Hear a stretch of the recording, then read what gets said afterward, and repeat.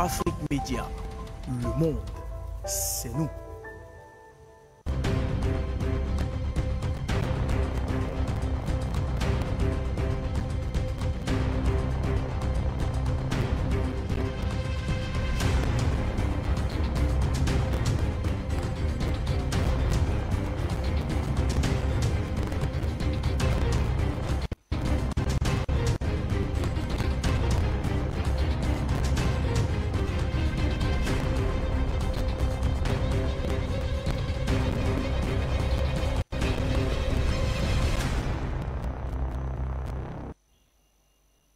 Loin d'être l'apothéose, la tension diplomatique demeure entre la France et le Mali au sujet des accusations de tentatives de déstabilisation et des violations répétées de l'espace aérien et de la souveraineté du Mali. Le Mali reste déterminé dans sa démarche et a sollicité une réunion spécifique du Conseil de sécurité de l'ONU afin de présenter des nouvelles preuves, des preuves concrètes de toutes ces accusations, une demande à laquelle la France doit donner son accord. Le ministre des Affaires étrangères et de la coopération internationale du Mali, Abdoulaye Diop, a réitéré mardi 18 octobre dernier des principes chers au Mali à l'instar du respect de sa souveraineté, le respect des choix stratégiques et choix de partenaires opérés par la République du Mali et le respect des intérêts vitaux des Maliens. La France, quant à elle, a rejeté en bloc toutes les allégations du ministre Abdoulaye Diop en soulignant qu'il s'agit, je cite, d'accusations mensongères et diffamatoires, accusations graves et infondées. Fin de citation. Mali, France, qu'est-ce qui fâche véritablement? Comment expliquer cette position radicale de la France? Respect des choix stratégiques et choix de partenaires opérés par le Mali. Le Mali est-il en train de donner, je cite, une claque à la junte française, comme le martèlent des analystes politiques? Jusqu'où ira cette présentation de preuves de tentatives de déstabilisation du Mali? La France craint-elle le Mali? Et bien des réponses à ces interrogations dans un court instant. Mesdames, Messieurs, l'alliance entre la Russie et l'Arabie Saoudite est sujette à plusieurs polémiques. Le cartel OPEC+ a décidé de réduire sa production, autant pour moi, quotidienne de pétrole de 2 millions de barils par jour, soit l'équivalent de 2% de l'offre mondiale. Les producteurs de pétrole de l'OPEC+ ont ainsi surpris les marchés. Cette décision qui a brièvement fait grimper le prix du Brent à plus de $100 le baril, une mesure critiquée farouchement, il faut le souligner. Les États-Unis, par exemple, veulent, je cite, réévaluer ses relations avec Riyad. Les États-Unis ont averti à cet effet qu'il y aurait des conséquences à cette décision de l'OPEC+, et a reproché aux Saoudiens de fournir à la Russie un soutien économique, mais également moral et militaire à la Russie. Pour des observateurs, ce choix de Riyad, plus qu'un signe de rapprochement avec Moscou, est une indication supplémentaire que de plus en plus de pays veulent s'affranchir des normes édictées et imposées par l'Occident. Quels enjeux autour de cette mesure? Alliance Russie-Arabie Saoudite, une menace pour les Occidentaux? Mesdames, Messieurs, bienvenue au rendez-vous du savoir.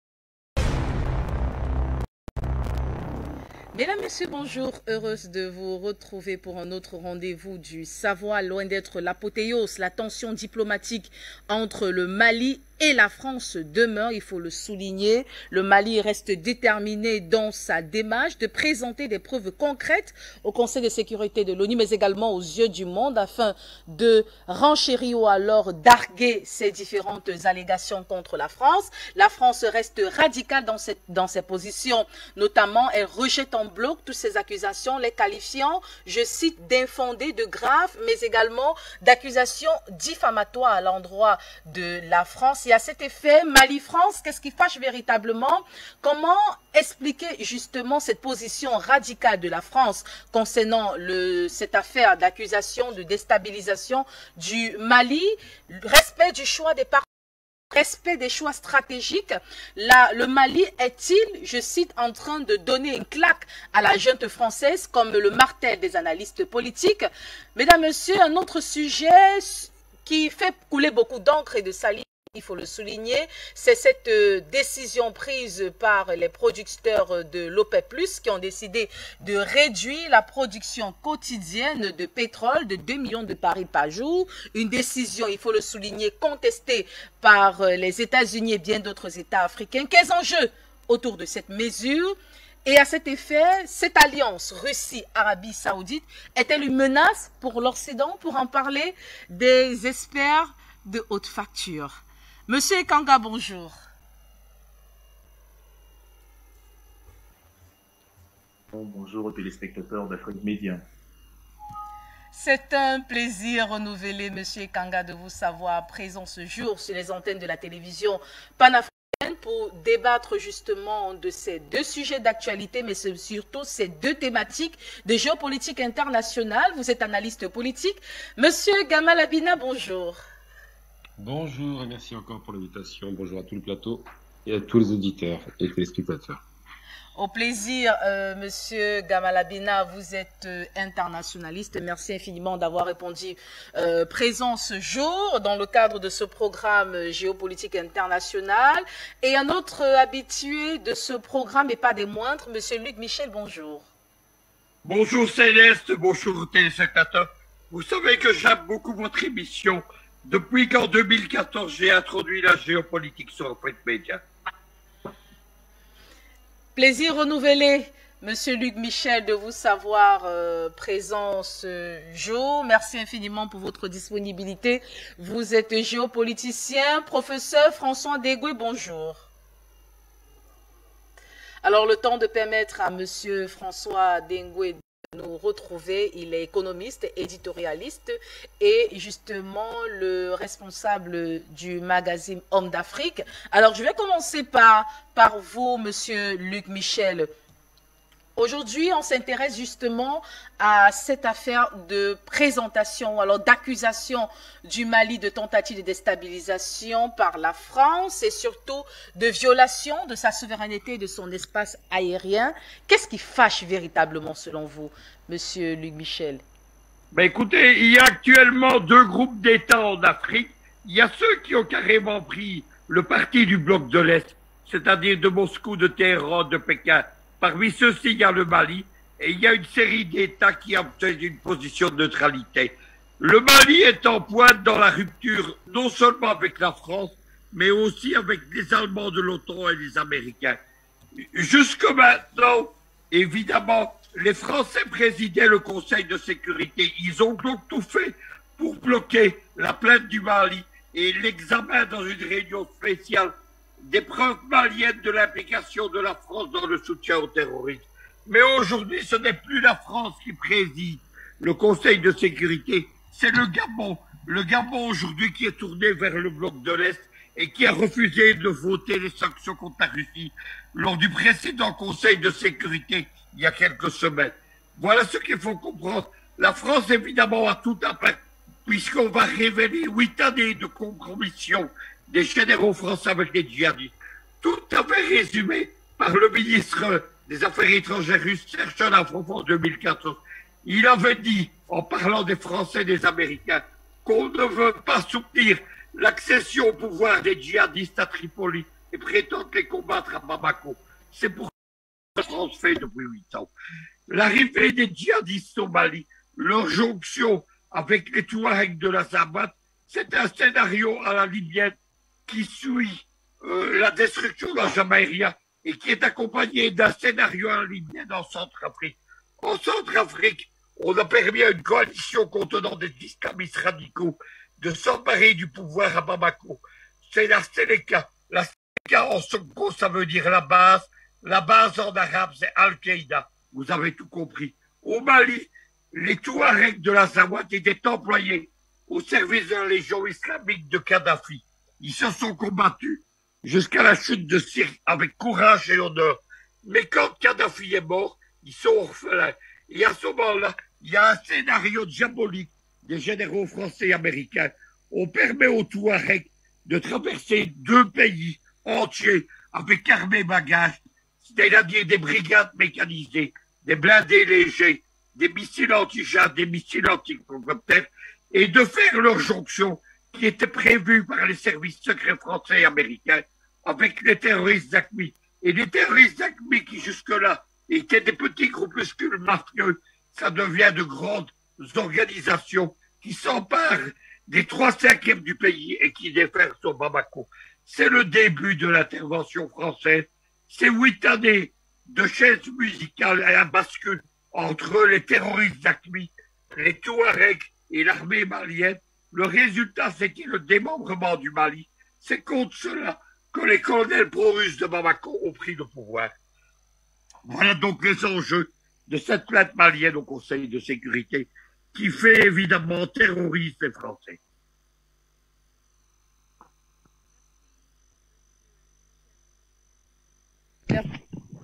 Michel, pour ce premier jet d'intervention. Alors, Monsieur Wilfried Ekanga, on l'a dit, vous êtes analyste politique. Et justement, pourquoi, selon vous, cette position radicale de la France concernant ces accusations à l'endroit de la France, on va le dire ainsi? Vous l'avez à coup sûr écouté ou bien suivi cette réunion du Conseil de sécurité où justement le représentant de la France à l'ONU, Rivière, l'ambassadeur Rivière, a souligné le fait qu'il s'agit d'accusations mensongères, j'y arrive finalement, et diffamatoires, accusations graves et infondées, rejetant en bloc toutes ces accusations de déstabilisation du Mali, de violation de son espace aérien, mais également de violation de sa souveraineté. Pourquoi, selon vous, cette position radicale? Pourquoi la France insiste sur sa position, selon vous, Monsieur Ganga? Alors, la France insiste sur sa position radicale comme tout accusé qui se défend. Si vous êtes déféré au parquet et qu'on des chefs d'accusation, évidemment, que ces chefs d'accusation-là soient justes ou non, votre premier réflexe sera de plaider non coupable et d'essayer de démontrer que vous êtes innocent dans l'affaire. Je suis d'accord avec Monsieur Luc Michel quand il dit que nous sommes dans une sorte de guerre froide 2.0. C'est comme ça que je peux appeler cela.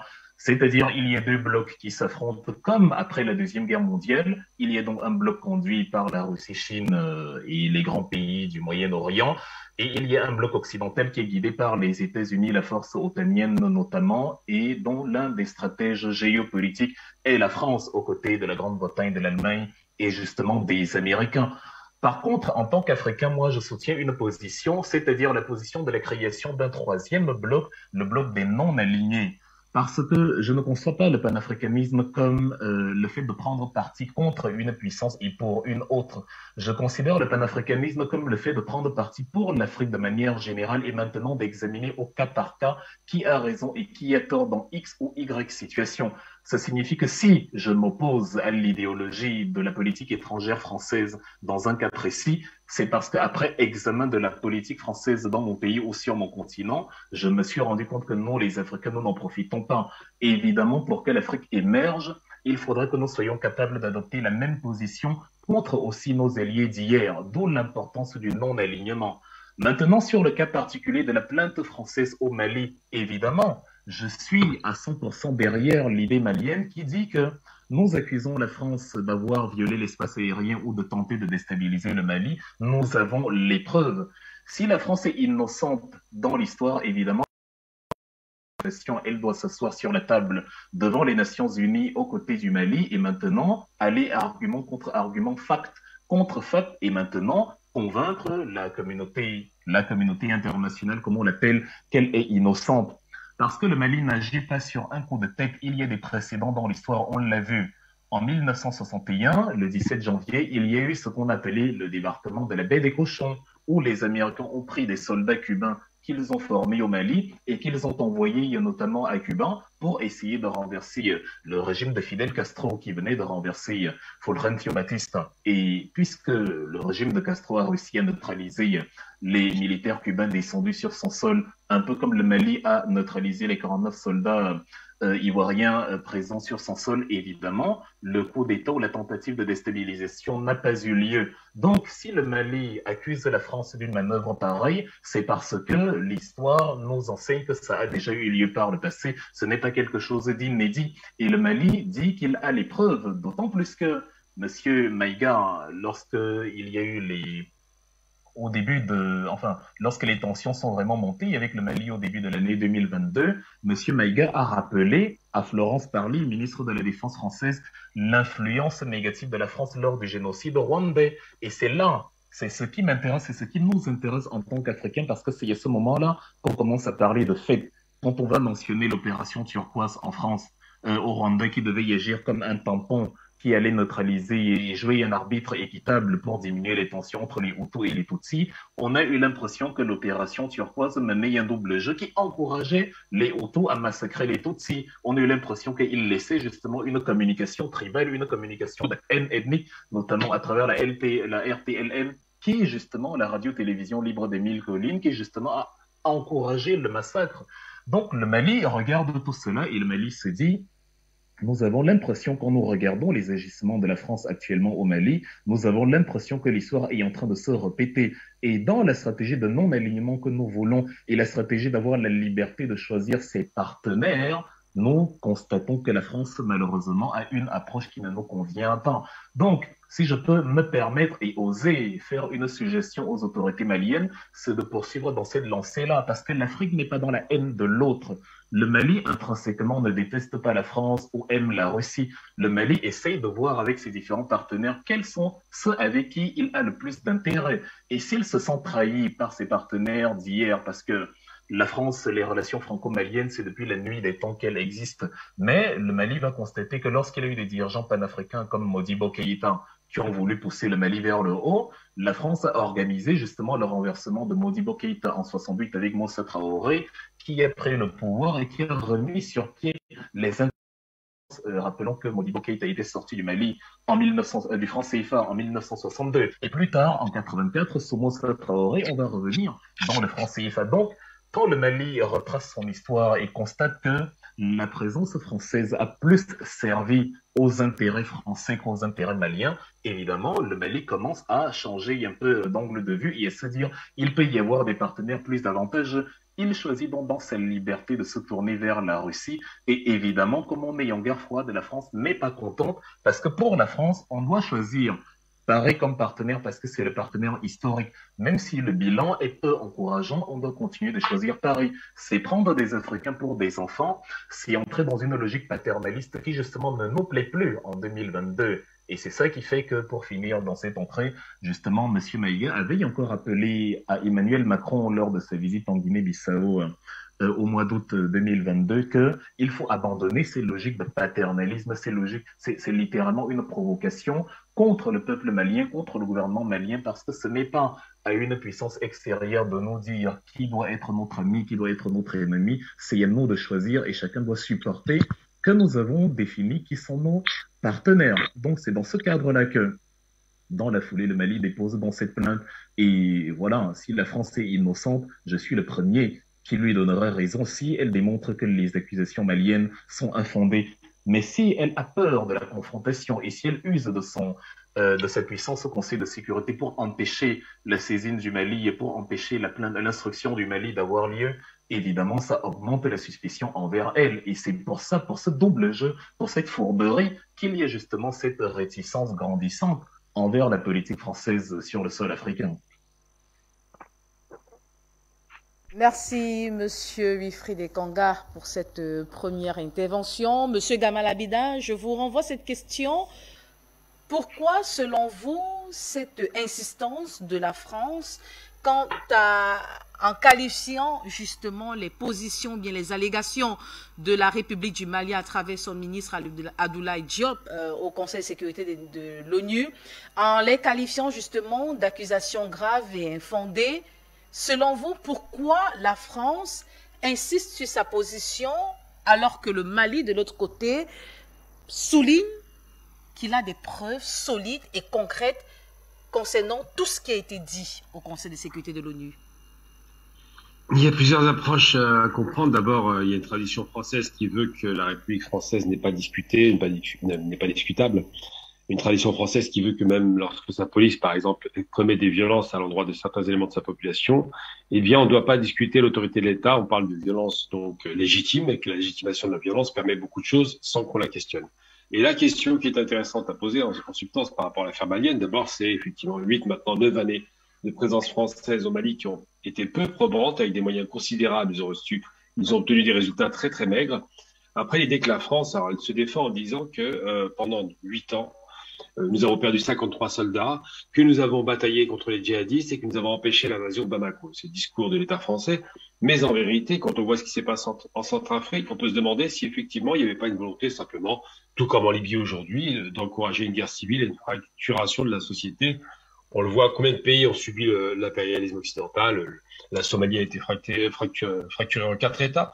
Le Soudan, quasiment 3 entités indépendantes. En 2 aujourd'hui, Nord et Sud, mais ils ont failli aussi retirer la région une région de l'Est du Soudan, au motif que soi-disant, il ne serait pas arabe mais noir. Enfin, ce genre de fantaisie est très très classique dans le diviser pour mieux régner, théorie anglaise très bien développée et très bien appliquée. Et donc, en l'occurrence, la France ne s'interroge pas, elle ne veut pas interroger son action, parce que d'abord, c'est pas la France, mais les France. Il y a eu plusieurs gouvernements successifs qui se sont relayés pour gérer l'affaire malienne de la façon toujours à peu près la même, à savoir une position dominante et paternaliste vis-à-vis d'une population qu'on considère comme inférieure, bien que ce soit pas clairement dit.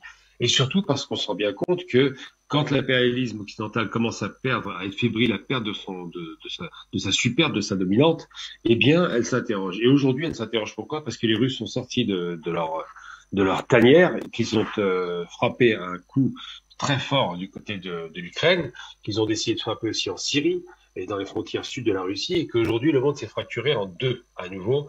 Il y a bien un conflit Est-Ouest qui est de retour, avec la Chine et la Russie d'un côté, et puis d'autres pays qui leur sont alliés ou qui se sont agrégés à eux, et puis de l'autre côté l'Occident, en minorité pour 20% de la planète, qui voit bien que leur précarité commence à baisser, et surtout que le là qu'ils donnaient, où il fallait toujours être d'accord avec eux, a disparu aujourd'hui. On en parlera avec l'Arabie tout à l'heure, mais enfin, des pays les plus vendus ont fini par quand même se poser la question de savoir si c'était intéressant de rester du côté occidental. Et la France, donc, ne veut pas qu'on l'interroge sur ces questions. Pourquoi? Parce que le monde a changé et que la bascule commence à bousculer son précaré, qui est le précaré néocolonialiste, qui est maintenu dans la zone des pays qui sont sous domination du franc CFA, puisque c'est bien ça qui domine la zone, c'est le franc CFA. Et lorsqu'on l'interroge à l'ONU, elle refuse d'être interrogée. Pire encore, elle refuse qu'il y ait une commission d'enquête indépendante. Elle refuse que les enquêteurs viennent sur le terrain. Elle refuse que ces soldats soient mis en accusation. Il y a eu, je rappelle, il y a encore très récemment un contingent militaire qui est passé d'un pays à l'autre et qui a tué des populations civiles, ce que la France a fait semblant d'oublier. Donc il y a des exactions commises par des forces armées étrangères qui n'ont rien à faire dans ces pays. Mais surtout, il y a l'idée de se dire que nous sommes venus vous aider parce qu'on est généreux, comme s'ils faisaient gratuitement ce genre d'action, et que finalement vous nous reprochez de ne pas avoir les résultats qu'on aurait dû avoir. Eh bien, en vérité, les Maliens ont bien fait de se positionner sur le terrain du droit. Il faut qu'ils restent sur le terrain du droit, de poser les questions, d'apporter des preuves, de discuter sur la conséquence de l'action française en Libye, puisque ça a commencé en Libye, c'est bien que Luc Michel l'ait rappelé, et tous ces groupes djihadistes comme Azawad d'ailleurs, qui n'est pas djihadiste, mais qui finalement s'est allié un temps avec ces groupes, ou le GSPC algérien, qui est donc l'émanation des anciens du FIS algérien et du GIA, ou tout un tas d'organisations un petit peu perdues qui venaient de Libye, par exemple, il y a aussi des djihadistes libyens qui sont dans la zone, et bien tous ces groupes se sont agrégés dans la région, dans une région quand même très désertique, hein, et on finit par faire Flores et se déplacer où ils voulaient, quand ils voulaient, en tuant régulièrement des populations civiles. La question qu'on doit poser, c'est pourquoi les Français, avec une immense force militaire dont ils prétendent disposer, ont été incapables en 8 ans de venir à bout de personnes qui sont parfaitement localisables dans le désert, parfaitement identifiables, parfaitement attaquables. Ils n'ont pas d'avion de combat, ils n'ont pas quand même de gros moyens, alors que les Français ont tout ça. Eh bien, les Maliens ont posé la question, il faut bien la poser, parce qu'effectivement, on peut se demander le jeu du double jeu. Et on l'a observé, ce double jeu, sur la question du djihadisme par rapport à la Syrie. Pour faire tomber un régime arabe, qui était donc un régime laïque, d'émanation panarabiste, donc baasiste, eh bien, on a utilisé les djihadistes, là encore. Et on a encouragé le djihadisme à aller détruire la Syrie. On a fait la même chose en Irak, je le rappelle. Une fois que le régime panarabiste de Saddam Hussein est tombé, comme par hasard, vous avez eu tout un tas d'organisations djihadistes qui ont émergé, destinées à détruire le pays jusqu'à créer Al-Qaïda. Et donc, Al-Qaïda, puis par la suite, évidemment, la dernière émanation qui était toutes ces Acme et autres qui sont des émanations d'Al-Qaïda et puis aussi de l'État islamique, ISIS. Et donc, c'est vrai que les Français sont interrogés parce qu'ils jouent un double jeu. Ils jouent là, actuellement, ils se positionnent comme des gens honnêtes, au-dessus de tout soupçon, mais c'est pas vrai. Ils ont joué des cartes de différents groupes de pression, ils ont laissé des coups de pression, ils ont laissé les groupes organisés pouvoir continuer à légitimer leur présence au Mali. Et évidemment, ils se positionnent comme des défenseurs de la République malienne, mais en réalité, c'est pas tellement le problème. Le problème, c'est qu'ils veulent avoir de façon permanente des forces prépositionnées dans la région parce qu'ils sont en concurrence aussi avec une autre grande puissance impérialiste que sont les États-Unis qui veulent aussi placer des bases dans la région. Donc c'est un jeu de dupes, de grandes puissances qui ont besoin, pour légitimer leur présence, qu'il y ait une instabilité chronique et qu'il y ait des groupes qui soient pas tellement organisés, mais tout de même qui réussissent à faire des dégâts pour justifier une présence éternelle des forces étrangères. Donc la question posée par le dirigeant malien, Maïga ou Assimi Goïta, c'est simplement de dire nous avons des preuves qu'effectivement les Français ont sans doute peut-être facilité les djihadistes à pouvoir rester sur place, se développer ou éventuellement avoir l'information pour éviter d'être contre-attaqués par les FAMA. Ou de l'autre côté, ils ont peut-être des preuves simplement d'un financement possible. Tout est possible, je veux dire. À partir du moment où vous jouez la carte de la stabilisation d'un pays, vous jouez la carte effectivement de la possibilité de pouvoir toujours faire un levier de pression à droite, puis à gauche, puis à droite, puis à gauche. J'en veux pour exemple très concret, ça va vous parler immédiatement. La guerre Iran-Irak qui a duré quasiment 8 ans, 7 ans et demi de guerre, enfin 8 ans et demi plutôt de guerre, ces guerres Iran-Irak étaient, pour qu'elles soient éternelles, qu'elles durent et qu'elles rapportent de l'argent à ceux qui vendent des armes, étaient systématiquement alimentées à droite comme à gauche. Dès qu'un pays commençait à être en difficulté, on lui donnait des armes et on renforçait ce pays pour qu'il puisse attaquer l'autre pays en difficulté qui recevait des armes. On se rappelle de l'Iran de Gatébia, c'est pareil au Mali. Lorsque les djihadistes sont en difficulté, on leur met moins de pression, on les laisse se réorganiser. Et quand l'État commence à être en difficulté, on prétend les aider en positionnant plus de forces françaises. Et des forces d'ailleurs étrangères, parce que les Allemands étaient présents aussi, il faut le rappeler. Donc aujourd'hui, la question posée, c'est pourquoi les Français, s'ils n'ont rien à se reprocher, on peut partir du principe qu'ils sont honnêtes. S'ils n'ont rien à se reprocher, pourquoi n'acceptent-ils donc pas une commission d'enquête légitime, indépendante, bien sûr, pas une commission française, qui vérifierait les allégations des autorités maliennes? Pourquoi ne le font-ils pas? Simplement parce que dans la position française, qui joue la carte de la démocratie, ils veulent dire, nous les grands démocrates, nous n'avons pas de leçon à recevoir d'une junte militaire. Le problème, c'est que cette junte militaire famille de la paix apporte des preuves, semble-t-il, qui vont les déranger dans leur démarche de grand démocrate. Parce que quand on alimente des groupes djihadistes, si c'est le cas, et si c'est avéré, le grand démocrate devient lui-même une junte militaire de fait. Et c'est vrai qu'il faut penser dans ces termes-là et se demander pourquoi est-ce que les Français ont si peur de cela. La réponse est très simple. Tout comme quand la police française commet des infractions, l'État n'est pas discuté et ne doit pas être discuté dans ce qu'il est, dans son intégrité. L'État français, l'État impérialiste français n'est jamais questionné. J'en veux pour preuve, lorsqu'ils vont massacrer 7 ans et demi en Algérie, parce que je reviens sur l'Algérie, c'est une question que je connais très bien, on en parle beaucoup actuellement, eh bien, ils refusent qu'il y ait des poursuites aux accords d'Évian. Ils demandent aux autorités algériennes qu'il n'y ait pas de poursuite à la suite des crimes commis par la France en Algérie, parce que l'État français doit toujours sortir blanchi de tous les crimes qu'ils ont pu commettre. Dans les faits, cette méthode est récurrente, régulière, et elle refuse d'être toujours mise à l'index.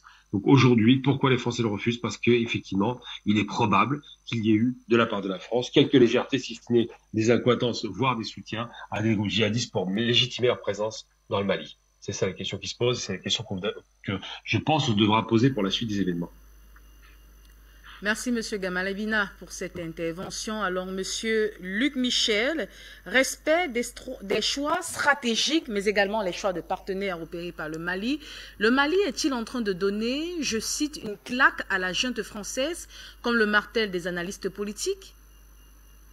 Il est en train de donner une claque, mais j'ai entendu louer les non-alignés. Les non-alignés, c'est une position capitulaire qui conduira à la défaite du panafricanisme. On se rappellera qu'en 1980, il y avait déjà un mouvement des non-alignés conduit par Tito en Yougoslavie. Mais ce sont les Soviétiques qui ont libéré les États africains. Lorsque l'Union soviétique a disparu en 1991, il n'a pas fallu 10 ans pour que le chef de file des non-alignés à Yougoslavie soit démembré. Aujourd'hui, Belgrade, c'est la capitale d'un tout petit État, la Serbie, qui est un État enclavé. Oh, il ne faut pas dire qu'il y a des partenaires russes, des partenaires français, des partenaires américains. Les Français et les Américains ne sont pas des partenaires. Ce sont des occupants impérialistes qui ont volé et occupé l'Afrique depuis 60 ans. Qu'est-ce qu'il faut retenir de tout cela? Il y a un bloc américain occidental. C'est le bloc de l'impérialisme, du colonialisme et de l'exploitation. Et il y a un bloc de l'Est qui comprend Moscou, Pékin, Téhéran, auquel s'allient aujourd'hui les Saoudiens, les Indiens, les Pakistanais.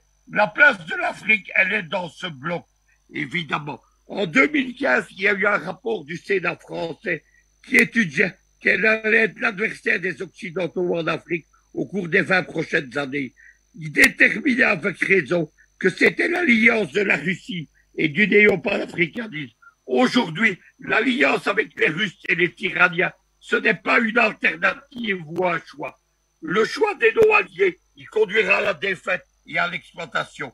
Donc, évidemment, c'est une position irresponsable, totalement irresponsable, qui d'ailleurs est favorisée par certains des partenaires de l'OTAN, notamment les Allemands. On ne peut pas marcher là-dedans. La position du Mali, elle est juste. Elle est alignée sur la Russie, l'Algérie et l'Iran, et elle est celle de l'expulsion des Français. Il faut expulser les Français, les Américains, les pays de l'OTAN, d'Afrique, fermer les bases militaires. Cela ne se fera qu'avec la Russie. Si aujourd'hui, les Russes n'étaient pas intervenus en Centrafrique, Touadéra serait en exil et Bozizé siégerait au palais de la Renaissance. C'est la même chose au Mali et c'est la même chose aujourd'hui au Burkina Faso. Donc, alliance avec l'Est, comme seule alliance possible. Merci, Monsieur Luc Michel. Monsieur Wilfried Ekanga, je reviens vers vous avec cette même Luc Michel. Respect du choix des partenaires, j'y arrive, mais également des choix stratégiques du Mali. Selon vous, ou alors partagez-vous cet avis de certains analystes politiques qui pensent que le Mali a donné une claque à la junte française? Oui, le Mali a donné une claque à la junte française parce que, évidemment, ce sont des choses qu'on ne voit plus de nos jours. Lorsque M. Thomas Sankara parlait avec François Mitterrand et il disait que nous devons sortir du néocolonialisme et de tous les comportements qui développent en nous des réflexes d'assister,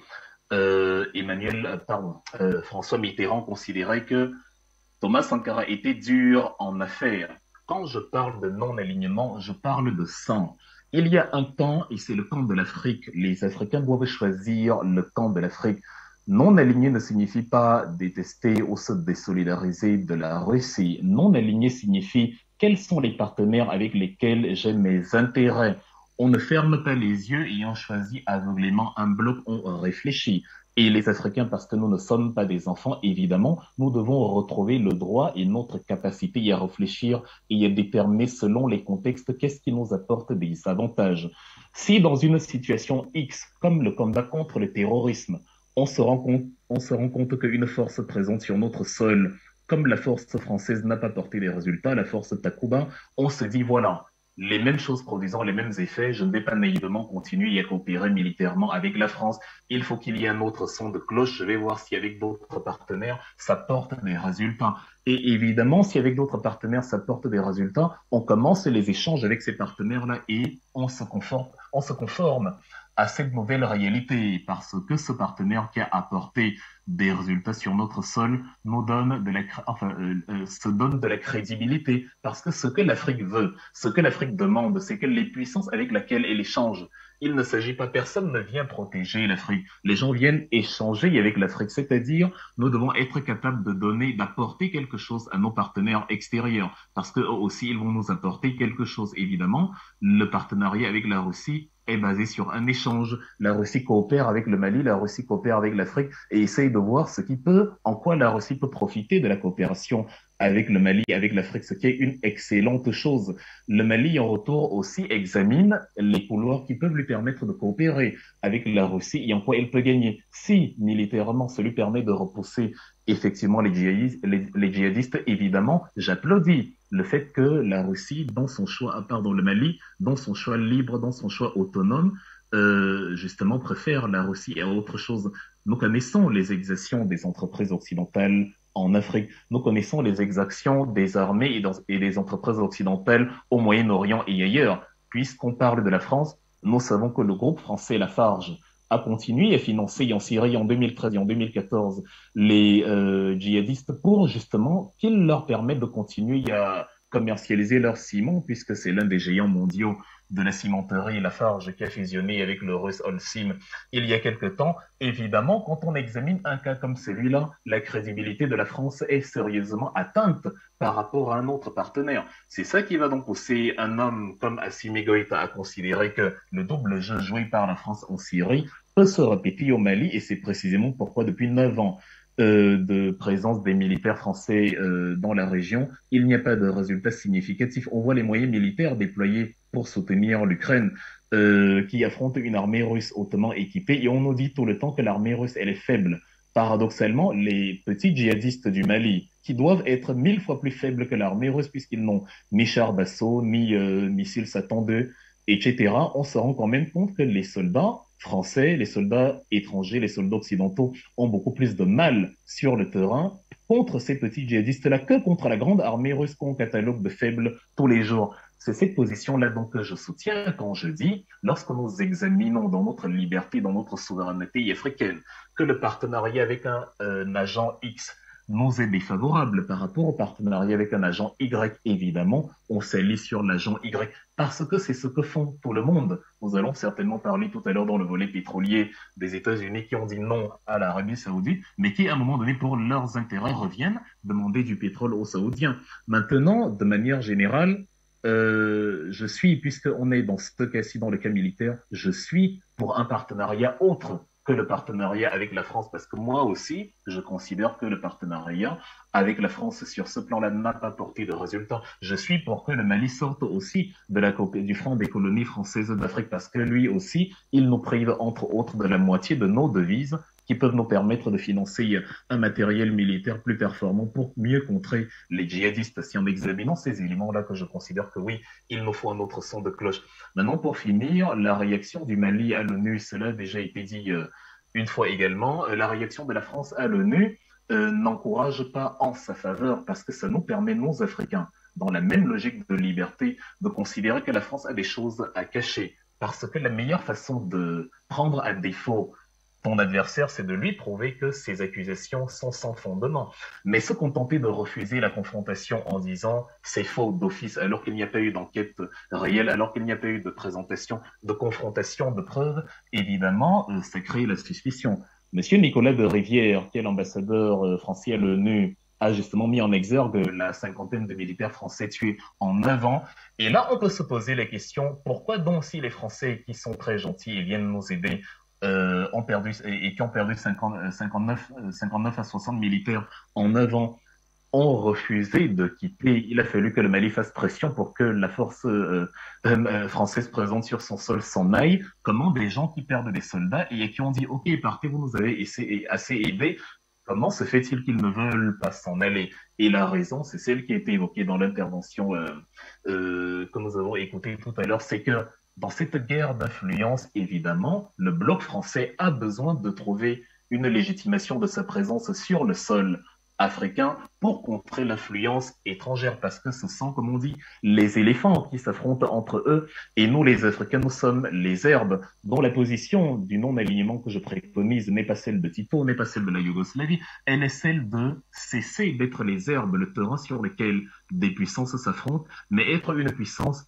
autonome, sui generis, une puissance qui se définit, qui existe par elle-même. C'est 54 pays, l'Afrique, c'est les 2/3 des réserves de matières premières mondiales, c'est 1,5 milliard de personnes. Nous pouvons, même en tant que continent, réclamer une permanente de sécurité de l'ONU avec un droit de veto. Je veux une Afrique actrice de son développement et non une Afrique assistée. C'est ça mon alignement que je préconise. Merci, Monsieur Ekanga, pour votre intervention. Alors, nous allons accueillir Général Issa Diawara. Bonjour. Oui, bonjour à vous, Madame Félix Capen. Bonjour à tous vos invités, bonjour à tous ceux qui sont en train de nous suivre. Effectivement, j'ai suivi, en tout cas, les débats et puis les discussions. je vais juste préciser à mon frère, j'ai apprécié sa brève intervention, qu'il n'y a pas de djihadistes au Mali. Dire djihadiste, c'est faire peut-être la communication de la France sans le savoir. Parce que les djihadistes, quand nous observons, c'est quoi les critères, en tout cas de ce qu'on appelle les djihad. Et les djihad, quand vous allez, ce sont des gens qui disent vouloir faire la guerre sainte, imposer l'islam par la force. D'abord, le Mali, c'est un pays à plus de 90% musulmans. Donc, le Mali, ce n'est pas interpropice pour prétendre faire le djihad. Donc là, d'abord, ça ne passe pas. Deuxième des choses, il n'y a pas de djihadistes au Mali parce que les djihad n'a dit nulle part qu'il faut faire sauter des bus qui transportent des civils ou qu'il faut s'apprendre à des gens, en tout cas, à des musulmans comme eux, il faut les égorger. Ça n'existe nulle part au monde. Donc nous avons affaire à des terroristes qui se cachent derrière, bien sûr, ce qu'ils appellent les djihad, derrière ce qu'ils appellent l'islam. Nous avons, vous le voyez, bien sûr, ils sont en train de danser. Et la musique, vraiment, vous savez qu'un djihadiste, celui qui prétend être réel djihadiste, n'a rien à voir avec la musique. Mais ce sont des gens qui dansent à la musique, comme vous et nous, comme des personnes ordinaires. Ce sont des gens qui font tout ce que l'homme ordinaire est censé faire. Donc, ils n'ont rien de djihadistes, en fait, ce sont des mercenaires, super entraînés. Et d'ailleurs, c'est ce qui est en train de mettre aujourd'hui la France en difficulté, parce que les prétendus djihadistes sont aujourd'hui en manque d'arguments face à l'opinion malienne, qui a commencé à comprendre beaucoup de choses, même des gens qui se faisaient enrôler. Même des gens qui se faisaient enrôler commencent à comprendre qu'en réalité, c'est de la poudre aussi, que c'est du faux. Qu'on ne peut pas vouloir être djihadiste et être armé, soutenu par la France, qu'on considère en tout cas, excusez-moi du terme, et qu'on considère en tout cas comme une puissance des mécréants. Donc cela, c'est incohérent. Comment aider la France à massacrer des musulmans au nom d'un prétendu djihad? Donc ça n'a pas de sens. Et je vois mon frère Gamal, lui, il pourra peut-être vous apporter encore d'autres éclaircissements, d'autres clarifications. C'est vraiment d'innocence. Et je vais vous dire, hier, je vais vous rapporter des faits du terrain, madame. Hier, il y a eu une marche. Et j'espère que dans les émissions à venir, on va jouer ça, je vais vous traduire ça mot à mot. Il y a une ville importante du Mali où les habitants sont sortis marcher. Et vous avez les fameux djihadistes là, il y a 3 tribus, en tout cas 4 tribus au Mali, qui sont beaucoup plus islamisées. C'est-à-dire quoi? Les Peuls, les Soninké, les Soraï, et bien sûr un peu les Touaregs là. Et les prétendus djihadistes ont mis en avant les Peuls pour dire que voilà, ce sont ceux qui se battent pour l'islam. Hier, lors de la manifestation, on a eu des Peuls qui marchaient à côté de ce qu'on fait pour comme être des non-musulmans, qui ont marché ensemble, côte à côte, pour dire que nous, on n'a aucun problème ici.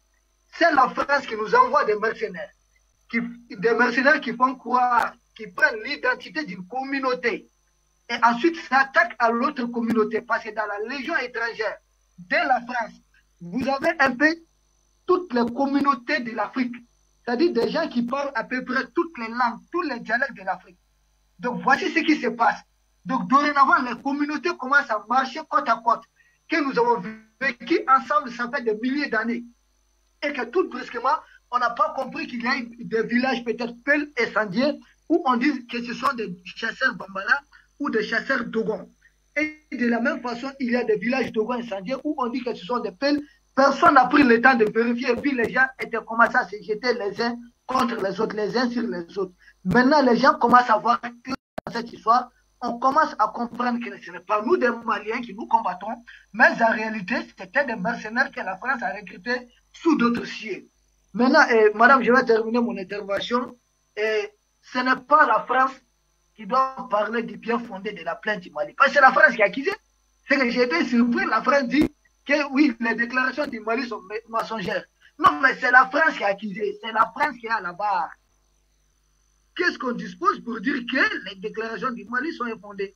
Tout seulement la France est épinglée, la France est en train d'user de toute son influence pour que cette réunion n'ait pas lieu. Sinon, si les accusations du Mali sont mensongères, c'est le Mali qui doit se faire ridiculiser à ce moment au niveau du Conseil de sécurité de l'ONU. Et je pense que la France a toutes les chances aujourd'hui de voir le Mali se faire ridiculiser. Dans ce cas, et depuis quand la France aime le Mali, à tel point d'empêcher le Mali d'aller se faire ridiculiser au Conseil de sécurité de l'ONU?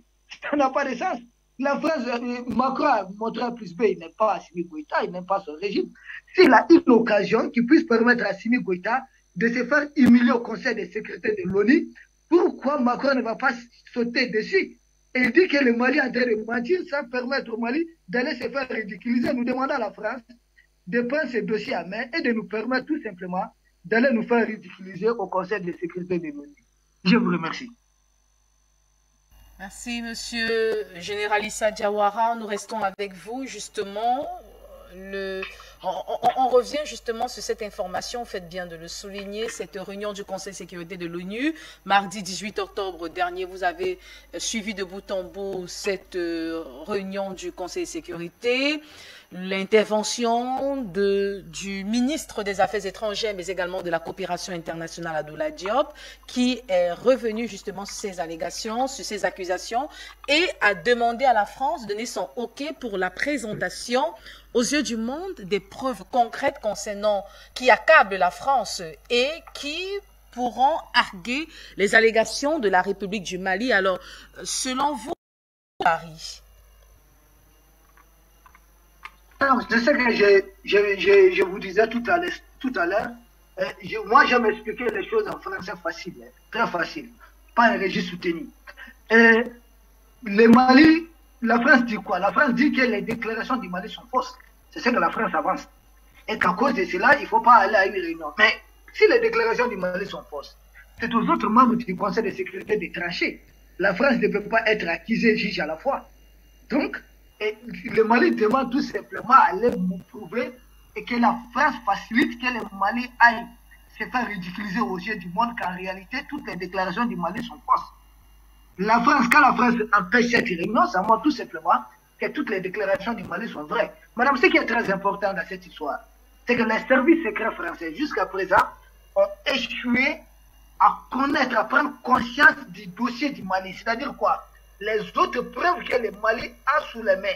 Parce que jusque-là, le Mali a avancé les preuves de la violation de son espace aérien et autres, mais les preuves tangibles, les preuves concrètes que le Mali dispose du soutien de la France au terrorisme, notamment soutien en renseignement, en armement, toutes ces preuves-là, le Mali les tient d'une façon la plus secrète que possible. C'est là que la France a du mal. Tous les renseignements français et américains sont mis au travail pour essayer de trouver, en tout cas ce que le Mali cache sous la main, pour préparer la mémoire en défense de la partie française. C'est ce qui n'a pas lieu. Et je vous dis, tant que les renseignements français ne vont pas réussir à connaître les preuves du Mali, cette réunion n'aura pas lieu parce que la France a effectivement peur d'aller se faire ridiculiser, aller se faire humilier, et parce que les conséquences d'une culpabilité de la France, madame, c'est le départ total des bases militaires françaises de l'Afrique, et c'est la fin de l'instrumentalisation de cette question du terrorisme pour bien sûr justifier une présence quelconque dans les autres pays du monde entier. C'est de cela qu'il est question, et ça ne se limite pas à cela. Cela peut engager une procédure contre des États qui ont tout à sponsoriser le terrorisme et qui parlent de procédures judiciaires, bien sûr, cela va occasionner des dédommagements. Donc, il y a eu beaucoup de morts. Si le terrorisme, en réalité, c'est la France qui est derrière, mais que deviendront tous ces morts? Que deviendra toute cette destruction du Mali, des villages entiers brûlés? Comment expliquer tout cela? Comment la France sera à mesure de dédommager tout cela? Et si les bases militaires françaises quittent l'Afrique, comment la France va exploiter le deuxième plus grand gisement d'uranium au monde, c'est-à-dire arrivant du côté du Niger? Comment maintenir la France dans ce qu'on appelle le G7 et le G20?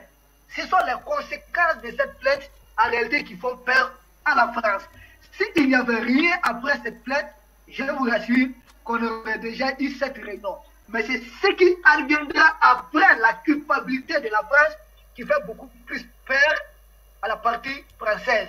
Parce que cela va suivre tout un tas de processus de procès Macron. Il y aura un mandat d'arrêt international contre lui. Il y aura beaucoup de mandats internationaux qui seront lancés contre des officiels français. Donc, ce qui va suivre la culpabilité de la France, madame, c'est ce qui fait mal, c'est ce qui fait peur à la France. Donc, le Mali n'est pas pressé. On ne va rien étaler sur les médias. C'est au Conseil de sécurité que cette réunion doit avoir lieu. À défaut de cela, l'Afrique doit prendre son sort à main. Comment contourner dorénavant le Conseil de sécurité? comment mettre en place un conseil de sécurité propre aux Africains, ou en tout cas, comment faire une entrée en force, comment récupérer de tels outils. Moi, je pense, voici la réflexion de l'Union africaine. Si Macky Sall doit avoir une mission avec M. Embalo Sissoko, au lieu de les commander les bleus pour les Ukrainiens et pour les Européens, bien sûr, c'est cette question de la vraie indépendance de l'Afrique, des questions sécuritaires de l'Afrique. C'est cette question que l'Union africaine doit porter aux yeux du monde. Jusqu'à présent, l'Union africaine n'a pas dit mot. La CEDEAO dit ne pas être informée. Pourtant, Macky Sall se propose médiateur pour que la France ne soit pas humiliée. Je vous remercie. Merci, Général Issa Diawara, pour votre intervention. Alors, Monsieur Alabina, la France, selon vous, craint le Mali? Non, elle craint les accusations du Mali, pas le Mali. C'est des accusations qui peuvent porter atteinte à son honneur. Évidemment, quand on accuse de ce genre de choses, c'est quand même pas très glorieux. Alors, pour répondre à notre frère Diawara, oui, j'utilise le terme consacré par l'Occident, à savoir le djihadisme. Mais effectivement, il a raison sur un point. Si on fait un peu d'étymologie, en arabe, djihad, ça signifie faire des efforts. Ça ne veut pas dire tuer ses frères.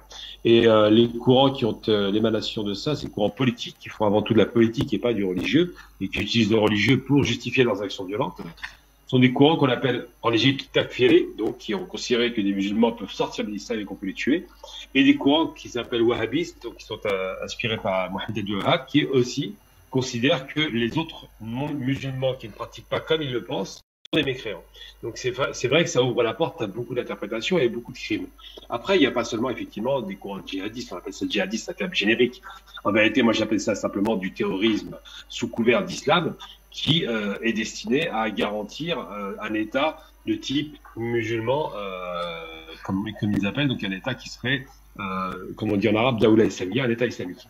Sauf que la problématique qui se pose, c'est que la plupart des gens qui sont instrumentalisés ont poursuivi un rêve qui est une chimère. Ils veulent le retour d'un califat, mais un califat très orienté. Attaquent leurs propres frères, alors que finalement, s'ils voulaient vraiment libérer leur territoire, ils libéraient d'abord la pensée étrangère. Et ne s'intéressent pas réellement au bien-être des populations. C'est-à-dire, quand on va tuer des civils, ça, c'est pas noble, c'est une bassesse. Alors les Français, évidemment, sont inquiétés par rapport à ça. Parce que s'ils ont des liaisons directes ou indirectes, ou s'ils ont laissé faire tout simplement, ou s'il y a des preuves qu'ils sont impliqués par rapport à l'organisation ou le laisser faire de ces organisations terroristes, à ce moment-là, la France deviendrait complice du terrorisme. Et depuis toujours, les Occidentaux prétendent combattre le terrorisme. Alors c'est vrai que depuis l'affaire libyenne où on a détruit la Jamelia, depuis l'affaire syrienne où on a détruit quasiment un État qui était structuré, organisé et tolérant d'ailleurs, il faut le rappeler, depuis l'affaire irakienne où on a détruit un État sécularisé qui était extrêmement solide et qui avait réussi économiquement, comme en Libye d'ailleurs, et bien depuis qu'on détruit ces États, qu'est-ce qui reste? Il reste, comme on dit les natureurs du vide, il reste des groupes qui vont se réorganiser dans d'autres idéologies, beaucoup moins structurées, beaucoup moins positives et beaucoup plus violentes. Et donc, les Français ont participé malheureusement sur tous ces théâtres d'opération, que ce soit la guerre en Irak, ils étaient là à la première guerre en Irak en 91, que ce soit la Syrie, ils sont intervenus, on laissé faire, que ce soit la Libye évidemment, où ils sont directement intervenus, ou que ce soit le Mali où ils envoient des forces qui sont destinées à en finir avec le djihadisme et qui finalement, bon, ces groupes terroristes, pour pas dire djihadistes, ça peut choquer, mais ces groupes terroristes, et que finalement, on se rend compte qu'il y a un mode Vivendi. Si effectivement c'est le cas, à ce moment-là, il y a problème. Et pourquoi est-ce que les Maliens disent ça? Parce que les Maliens ont agi avec, donc les femmes agissent maintenant avec le soutien des coopérants russes, obtiennent du matériel de haute qualité, donc ils sont plus considérés comme des enfants parce que les problématiques d'infantilisation est bien présente, et ils ont réussi à frapper très fort dans les zones dans lesquelles il y avait ces fameux groupes organisés terroristes. Et donc à partir de là, on a un État malien qui reprend sa légitimité, qui reprend la force sur le territoire et qui reprend donc le contrôle de son territoire, la sécurisation de son territoire, et qui se rend compte qu'ils avancent beaucoup plus vite que les Français en 8 ans. Et c'est vrai que en moins de 6 mois, on a obtenu plus de résultats qu'en 8 ans de présence française. Et donc cet État malien, aujourd'hui, est vraiment sur un fauteuil, parce qu'il se dit, nous avons obtenu des résultats parce qu'on nous a fait confiance, parce qu'il fallait d'abord les équiper militairement, c'est le cas, parce qu'il fallait qu'ils soient bien formés, ce qui n'a jamais été fait par les Occidentaux, et surtout parce que les résultats sur le terrain, c'est qu'ils tapent très fort. La réponse des Européens, c'est de dire les Maliens tuent des populations civiles parce qu'ils libèrent leur territoire. Donc là, on est vraiment sur une aversion accusatoire assez extraordinaire. Et les Français insistent là-dessus pour dire il y a une organisation qui est faite contre la France. Les Russes poussent les populations civiles à être contre la France. La France a fait un travail formidable parce qu'on a perdu 53 soldats. Bref, donc c'est une façon de faire croire que d'un côté, il y a le camp du bien, et c'est encore une caricature, c'est c'est très manichéen, et puis le côté le camp du mal. Et il se trouve que les nationalistes maliens qui ont pris le pouvoir et qui veulent libérer le pays, d'ailleurs on voit les images de drapeaux russes, hein, ce qu'ils en diront, ont parié sur un partenaire russe qui leur donne les moyens que les Français leur refusaient, tout simplement. Ils ont parié sur cela et les Français se retrouvent coincés parce que si effectivement les preuves produites à l'ONU sont crédibles, là ils ne veulent même pas entendre parler de preuves, c'est quand même assez extraordinaire. On peut discuter, c'est vrai que M. Diawara a raison de dire que si les Maliens ont des preuves qui ne tiennent pas la route et elles sont ridicules ces preuves, à ce moment-là, qu'ils les laissent se tourner en ridicule. Mais si par contre on refuse qu'elles soient même examinées, c'est qu'effectivement, il y a peut-être des preuves un peu plus tangibles, un peu plus sérieuses. Donc la question qui se pose, c'est pas que la France a peur du Mali. C'est pas la problématique, on n'est pas là. La France a peur d'être mise en accusation avec des preuves réelles, tangibles et sérieuses par un petit pays comme le Mali qui finalement va se montrer, va parler d'État à État comme un grand pays.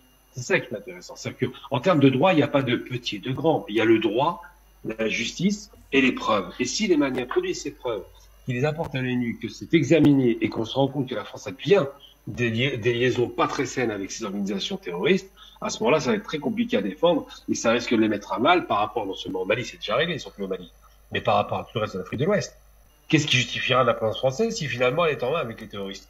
Qu'est-ce qui va justifier que les Français soient encore sur place pour prétendre aider des populations pour lesquelles, malheureusement, il y a eu beaucoup de drames. Un rapport quand même des villages entiers ont été exterminés, malheureusement. Eh bien, ces questions-là sont posées et les Maliens les apportent en faisant vraiment très mal. Et là, j'en veux pour preuve. Quand on a un rapport de force défavorable, quand on a une très grande puissance militaire face à une petite puissance malienne, évidemment, le rapport militaire est compliqué. Par contre, tout comme par rapport à la guerre d'Algérie où les Algériens ont porté la question à l'ONU, c'est très bien ce que les Maliens font parce qu'ils portent la question à l'ONU, eh bien, l'Algérie a obtenu gain de cause parce qu'elle a politisé le débat. Et les Maliens, très habilement, très intelligemment, ne sont pas tombés dans le piège des guerres faciles. Ils ont politisé le débat. Ils apportent la question à l'ONU pour mettre le monde à témoin des réalités de ce que la France a pu faire là-bas.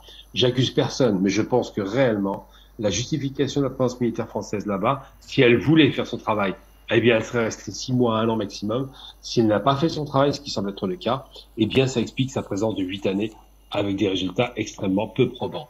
Donc c'est vrai que la France est inquiète parce que le Mali qui va sur le théâtre, qui va sur le terrain du droit, et je les en félicite encore une fois, les met en grande difficulté. Les Occidentaux n'aiment pas s'énerver, ils savent lancer des bombes, mais ils n'aiment pas se crier dessus. Par contre, quand ils voient en face d'eux des hommes aussi intelligents qu'eux, qui sont capables de leur apporter le même type d'arguments sur le même terrain des idées, à ce moment-là, c'est la panique à bord. Ils préfèrent avoir des sauvages qui leur font la guerre plutôt que des gens intelligents comme les Maliens qui apportent la question à l'ONU et qui vont questionner les responsabilités supposées ou réelles de la France. Chers invités, chers téléspectateurs, place à présent à la deuxième thématique à l'ordre du jour.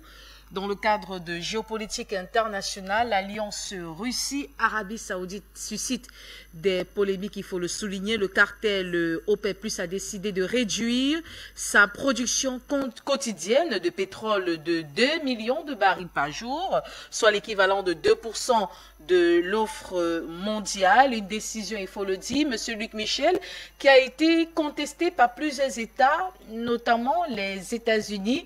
Quel est votre regard Écoutez, nous assistons à une révolution géopolitique, un retournement à 180 degrés des Saoudiens, mais aussi des Qataris et des Émiratis dans le domaine du gaz. En 1945, les Saoudiens sont devenus, avec des accords avec le président Roosevelt, qui ont été signés sur un croiseur américain au large de l'Arabie Saoudite, ils sont devenus le principal partenaire des États-Unis. Les Israéliens ne le sont devenus qu'après 1967. Lorsque Donald Trump est intervenu en 2017, il a fait des accords avec les Saoudiens et les Israéliens, les accords d'Abraham. Et il a eu un projet, c'est de créer ce qu'on appelle l'OTAN du Proche-Orient, avec les Saoudiens, les Israéliens, les Français, les Qataris et les Émiratis. Mais aujourd'hui, il ne reste rien de cette politique. Pourquoi? Tout commence en septembre 2015. L'Amérique devient le leader des pays producteurs des hydrocarbures grâce à la production des hydrocarbures de schiste. Ils deviennent ce qu'on appelle le swinging state, celui qui fait danser les autres. Ils fixent à la baisse le prix du baril de pétrole et à la hausse le prix du mètre cube de gaz parce que ça leur sert à contrôler le marché et à vendre les hydrocarbures de schiste américains. Mais dans cette politique, évidemment, les Saoudiens et aussi les Qataris et les Émiratis dans le domaine du gaz, ils se rendent compte qu'en suivant la politique américaine, ils conduisent à la ruine. La Russie, intelligemment, elle prépare une contre-attaque contre les Américains. Il y a tout d'abord la constitution de l'OPEP+. C'est les 13 pays de l'OPEP, plus 10 pays producteurs de pétrole autour de la Russie. À l'intérieur de l'OPEP rentre un nouvel État, c'est la Guinée équatoriale, qui évidemment est un partenaire de Moscou et de la Chine. Deuxièmement, les Russes créent l'association des États producteurs de pétrole, de gaz, qu'on appelle l'OPEP du gaz. Le premier sommet, il a lieu encore à Malabo en juillet 2019. L'invité d'honneur, c'est l'ancien ambassadeur iranien qui contrôle le secteur iranien du gaz, et Gazprom est actionnaire de la régie équato-guinéenne du gaz. Lorsque l'opération spéciale contre l'Ukraine commence, les Américains pensent qu'ils vont ruiner la Russie, manipuler le marché du gaz. Ils demandent aux producteurs de gaz de l'OPEP, en oubliant que l'OPEP plus est avec la Russie, ils proposent d'augmenter la production de barils. Plus on produit de pétrole, plus le prix du baril baisse, plus les Occidentaux ont des facilités à trouver du pétrole bon marché. Et deuxièmement, ils demandent aux Qataris et aux Émiratis d'augmenter le prix du baril de gaz, et ceci, au deuxième sommet de Doha du gaz, ils refusent évidemment, et ils se tournent vers la Russie et vers l'Iran. Deuxièmement, il y a eu il y a quelques jours la réunion de l'OPEP+. L'OPEP+ a donc décidé, c'est une gifle à Joe Biden, de ne pas suivre les Américains, mais de suivre la demande russe, en produisant 2 millions de barils de moins par jour. Évidemment, le pétrole va devenir rare et de plus en plus cher. Les Européens ne trouveront plus notamment de gaz. C'est la fin de la stratégie anti-russe. Mais voilà pourquoi les Américains sont fâchés, évidemment. Depuis, les BRICS se rapprochent encore des Russes, l'Arabie Saoudite, puisque les Saoudiens, avec l'aide des Chinois, des Indiens et des Russes, ont demandé à adhérer aux BRICS, auxquels viennent d'adhérer l'Iran. Géopolitiquement, le contentieux entre l'Iran et les Saoudiens, sur lequel jouaient les Américains, il est en train de se résoudre avec l'appui de la Russie. Donc c'est bien une révolution géopolitique. C'est la fin de la domination américaine sur le marché des hydrocarbures, mais surtout, c'est l'échec de la stratégie de l'Union européenne pour suppléer le gaz russe. Vladimir Poutine, grâce à l'Arabie Saoudite, grâce à l'Iran, il est en train de gagner la guerre du gaz. Et la guerre du pétrole, bien entendu.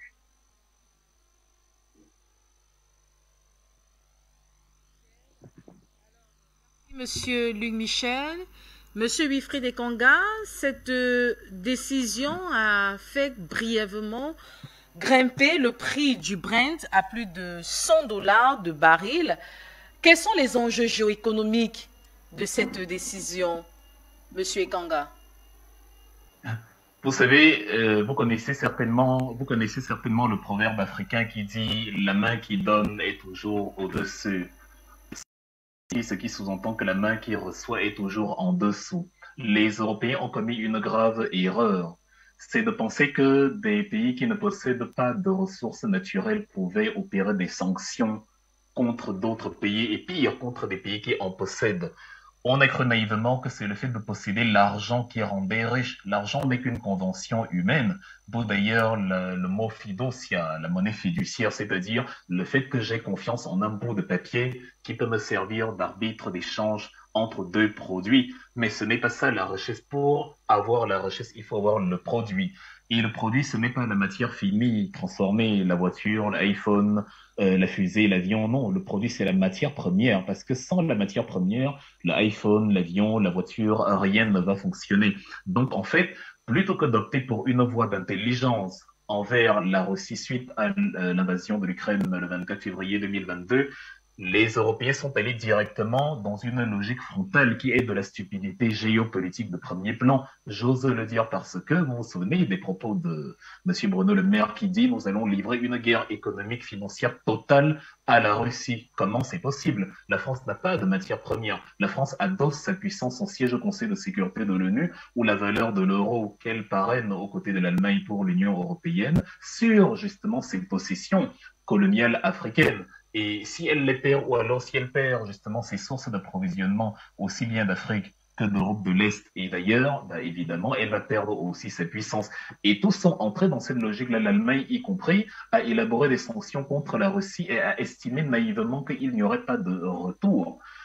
On n'a pas besoin d'être partisan d'un camp pour écouter la voix de l'intelligence. Quand il y a une rixe, quand il y a un bras de fer géopolitique comme l'opération militaire en Ukraine, évidemment, même si vous êtes européen et que vous n'approuvez pas cela, il faut bien réfléchir et élaborer des solutions qui ne vont pas vous mettre en mal plus tard. Il ne faut pas tomber dans une logique absurde de défenseurs de démocratie que vous n'êtes pas, parce que c'est ça, c'est le piège dans lequel les Européens sont tombés, de donner l'illusion à la face du monde qu'ils sont des démocrates et qu'ils veulent soutenir l'Ukraine au nom de la démocratie. Et après, ils sont surpris que notamment du côté des Africains, le soutien, il est minime, parce que les Africains ont observé beaucoup ces derniers temps, ces dernières années, ces dernières décennies, et ont compris que finalement, cet élément de démocratie n'était une sorte de girouette qui varie selon la direction des intérêts européens. Et du coup, même le soutien à l'Ukraine, sous des idéaux démocratiques, n'est pas crédible.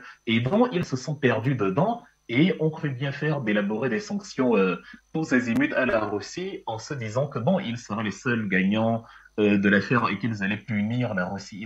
Ils ont donc oublié ces détails fondamentaux, à savoir, en fait, nous n'avons pas, nous, Européens, nous n'avons pas de matière première. Et donc, maintenant, c'est le retour du carrosse. L'enjeu c'est le retour du boomerang. L'enjeu géoéconomique de l'affaire, il est simple. Monsieur Luc Michel l'a présenté tout à l'heure.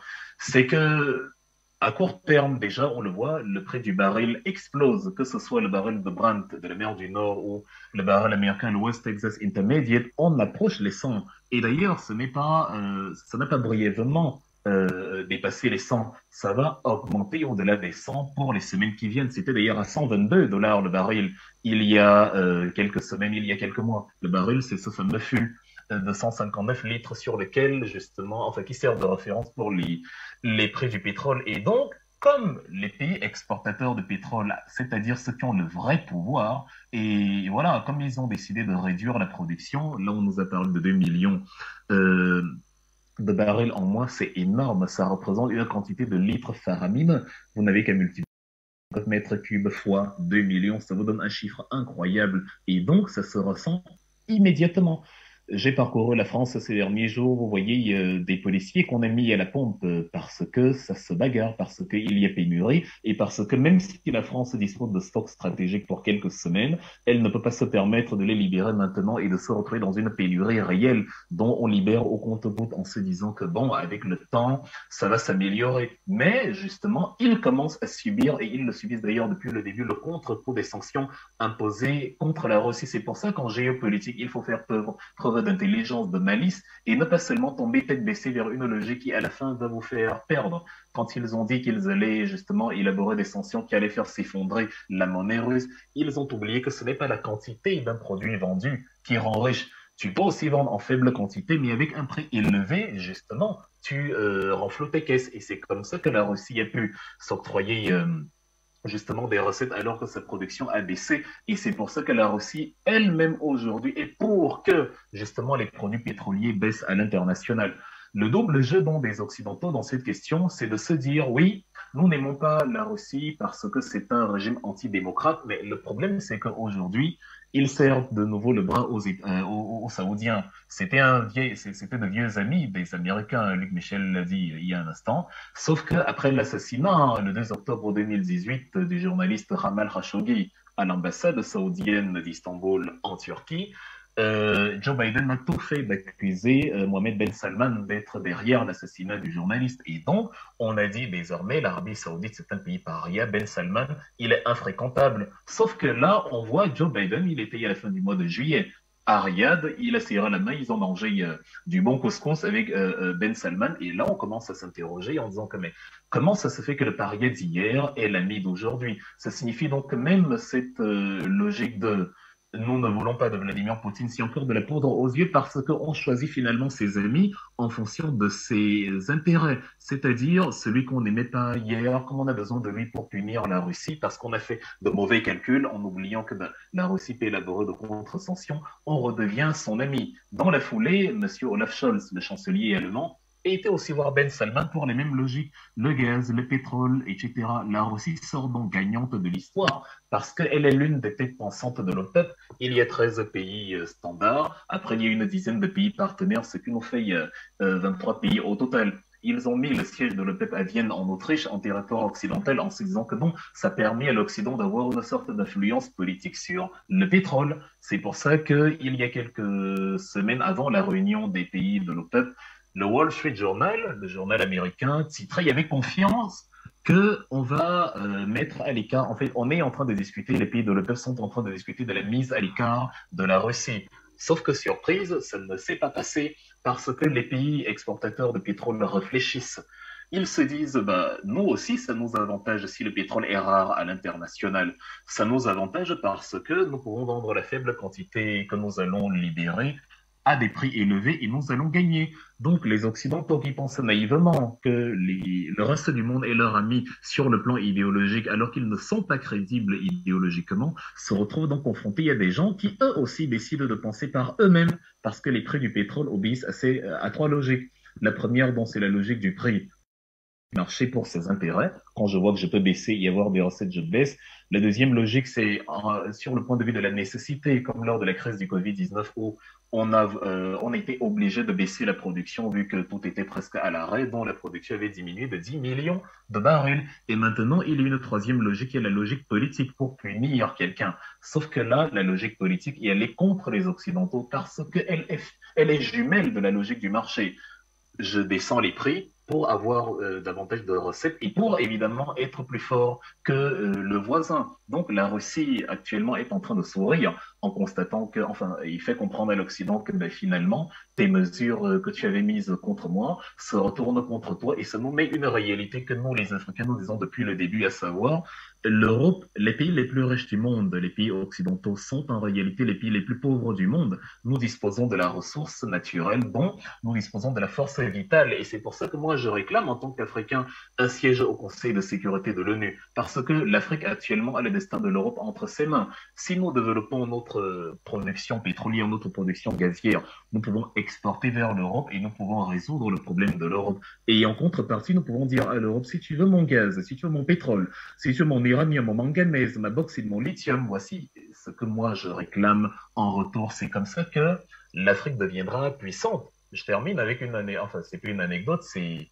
le voyage d'Emmanuel Macron en Algérie. Il a d'ailleurs amené la patronne d'Engie, Catherine McGregor Engie, qui est le leader français de l'énergie et l'un des leaders mondiaux, pour commander en fait à l'Algérie de produire davantage de gaz. L'Algérie qui a déjà commencé à livrer plus de 100% de ce qu'elle livrait déjà à l'Italie. Là, actuellement, on discute d'une sorte de gazoduc qui va relier l'Algérie à la France, au Gers, en passant par l'Espagne et tout, pour approvisionner davantage. Mais l'Algérie réfléchit et se dit, est-ce que ce sera rentable? Est-ce que plus tard demain, ils ne vont pas redevenir amis avec la Russie et mon gazoduc que je suis en train de construire et qui me coûte beaucoup d'argent finalement va devenir obsolète et donc l'Algérie dit je ne suis pas très tenté par l'idée de construire un nouveau gazoduc. En gros, chacun pense à ses intérêts. Jusqu'à présent, les Occidentaux étaient les seuls ou en tout cas les principaux acteurs qui pensaient à leurs intérêts et nous croyons naïvement qu'ils étaient des amis, des pays frères et tout. Les Chinois ont commencé à comprendre qu'il faut aussi penser à ses intérêts et donc à partir depuis ces 30 dernières années, la Chine, sur cette logique, a amorcé son développement. Maintenant, les pays d'Afrique aussi commencent à y penser petit à petit. Et c'est comme ça, c'est sur cette logique-là que nous, les Africains, nous allons tirer notre épingle du jeu. Et maintenant, la stupidité des sanctions européennes contre la Russie, plutôt que d'aller sur la voie des négociations réelles, notamment la rediscussion des accords de Minsk, nous montre que, comme je l'ai dit, en sciences politiques, il faut être intelligent, choisir ses partenaires en fonction des avantages que ça nous donne et rester dans une sorte de cohérence qui fait que on ne sera pas pris plus tard les pieds dans le tapis à cause de ses propres contradictions. C'est ce qui arrive aux Occidentaux actuellement. Et puisqu'ils ne se remettent pas en question, puisqu'ils ne veulent pas reconnaître qu'ils ont fauté, de la même façon qu'ils ont du mal, les Français ont du mal à reconnaître leur tort aux Nations Unies contre le Mali, ils persistent de manière têtue dans cette logique. Et c'est pour ça que plus le temps passe, plus l'économie et donc la politique européenne, que ce soit en interne ou à l'international, se porte très mal. Merci, Monsieur Wilfried Claude Ekanga. Alors, Monsieur Issa Diawara, cette décision du cartel OPEC+, a suscité de vives réactions de la part de plusieurs États, notamment les États-Unis qui ont critiqué farouchement cette mesure et souhaitent véritablement réévaluer leurs relations avec Riyad. Alors, Monsieur Issa Diawara, selon vous, que craint les États-Unis? Ok, merci madame. Il faudrait voir d'abord la motivation de l'OPEC+. Pourquoi une telle motivation? C'est ce qui est d'abord à expliquer. Il faudrait savoir que la diplomatie russe a travaillé beaucoup. Il faudrait savoir aussi que les renseignements russes, les services, on appelle les services secrets, ont beaucoup travaillé avec ces pays. De l'autre côté, cela peut s'expliquer par quoi ces pays, l'Arabie Saoudite et autres, les pays de l'OPEC+, en réalité, en ont marre du comportement, en tout cas de cette hégémonie américaine. Peut-être que les gens ne peuvent plus continuer comme ça, dans ce monde unipolaire. Donc, beaucoup de pays aspirent bien sûr à un monde qui soit beaucoup plus multipolaire, tel que la Russie, la Chine et tous ces pays d'ailleurs. Il n'y a que peut-être le bloc occidental qui suit à la veille. Deuxièmement, que craignent maintenant les États-Unis? Madame, il faudra voir les conséquences d'un divorce États-Unis-Arabie Saoudite. Et les conséquences sont très, très dangereuses pour les Américains. D'abord, c'est la fin de la puissance industrielle des Américains. Parce que n'oubliez pas, l'Arabie Saoudite produit plus de 8 millions de barils de pétrole par jour. Car aujourd'hui, l'Arabie Saoudite ferme seulement en une seule semaine son robinet de pétrole aux Américains. Dites-vous que les Américains vont tomber. Ça, c'est très clair. Donc, si les États-Unis sont la première puissance du monde, dites-vous qu'en grande partie, c'est à cause de l'Arabie Saoudite et non à cause de l'Europe. L'Europe vit un peu au crochet des États-Unis, mais c'est l'Arabie Saoudite qui est le carburant de cette puissance américaine. Donc, ça, c'est la première chose. Deuxième chose, il faudrait craindre aussi de ces divorces ou en tout cas de cette difficulté entre Américains et Saoudiens. Les accords Abraham que les Américains ont fait signer entre certains pays arabes, notamment Maroc et d'autres pays arabes, avec l'Israël. Mais sans l'existence de cet accord, sans l'existence des accords entre ces pays arabes, bien sûr, et l'Israël et les alliés des Américains, que deviendra l'Israël? L'Israël, ça va sauter tout de suite. Donc les États-Unis ont plus à perdre dans cette confrontation. Autre chose, si le bras de fer entre l'Arabie Saoudite, bien sûr, et les États-Unis, dites-vous que les BRICS vont tout de suite monter sur les toits du monde. Ça va accélérer la montée en puissance des BRICS, bien sûr. Ça va accélérer le fait que les BRICS deviennent la puissance, bien sûr, la première puissance mondiale. Raison pour laquelle vous voyez que Joe Biden même a essayé de s'attaquer au Pakistan. Aujourd'hui, je pense que les Américains sont un peu déboussolés, ils sont un peu perdus, ils ne comprennent pas. Du côté de l'Ukraine, ça tâtonne. Ils disent que les Russes ont mis du temps dans cette opération spéciale. Moi, je pense non, c'est l'inverse. Les Américains avaient pensé qu'avec leur soutien massif, ils avaient tout préparé, qu'au bout de 2 mois, ils allaient mettre à genoux l'armée russe et que l'armée russe n'allait plus faire le poids et qu'ils allaient passer au cap, bien sûr, du côté de la Chine au niveau de Taïwan. Et cette opération aujourd'hui au niveau de l'Ukraine, en train de faire enliser les États-Unis qui, à ce rythme, vont continuer encore à donner toutes ces sommes d'argent, tous ces matériels aux Ukrainiens. C'est des questions maintenant qui sont posées sur la table. Autre chose qu'il faudra voir, madame, une fin en tout cas, un divorce entre les États-Unis et l'Arabie Saoudite. Dites-vous que c'est la pacification accélérée du monde. Aujourd'hui, quand vous prenez le monde arabe, on va appeler, je sais pas, arabes, les Perses et autres, l'Arabie Saoudite, l'Iran, c'est quoi leur problème?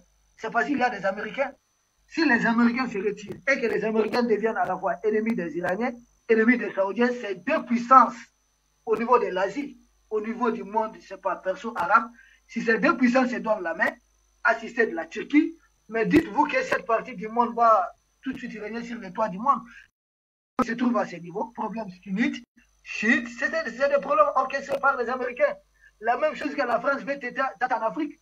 La France a tenté du côté du Rwanda, les Tutsis, les Hutus, ou au Mali, ici on a tenté nordistes, en Côte d'Ivoire, musulmans, je ne sais pas, nordistes, ou encore chrétiens musulmans en Centrafrique. Ce sont les mêmes problèmes.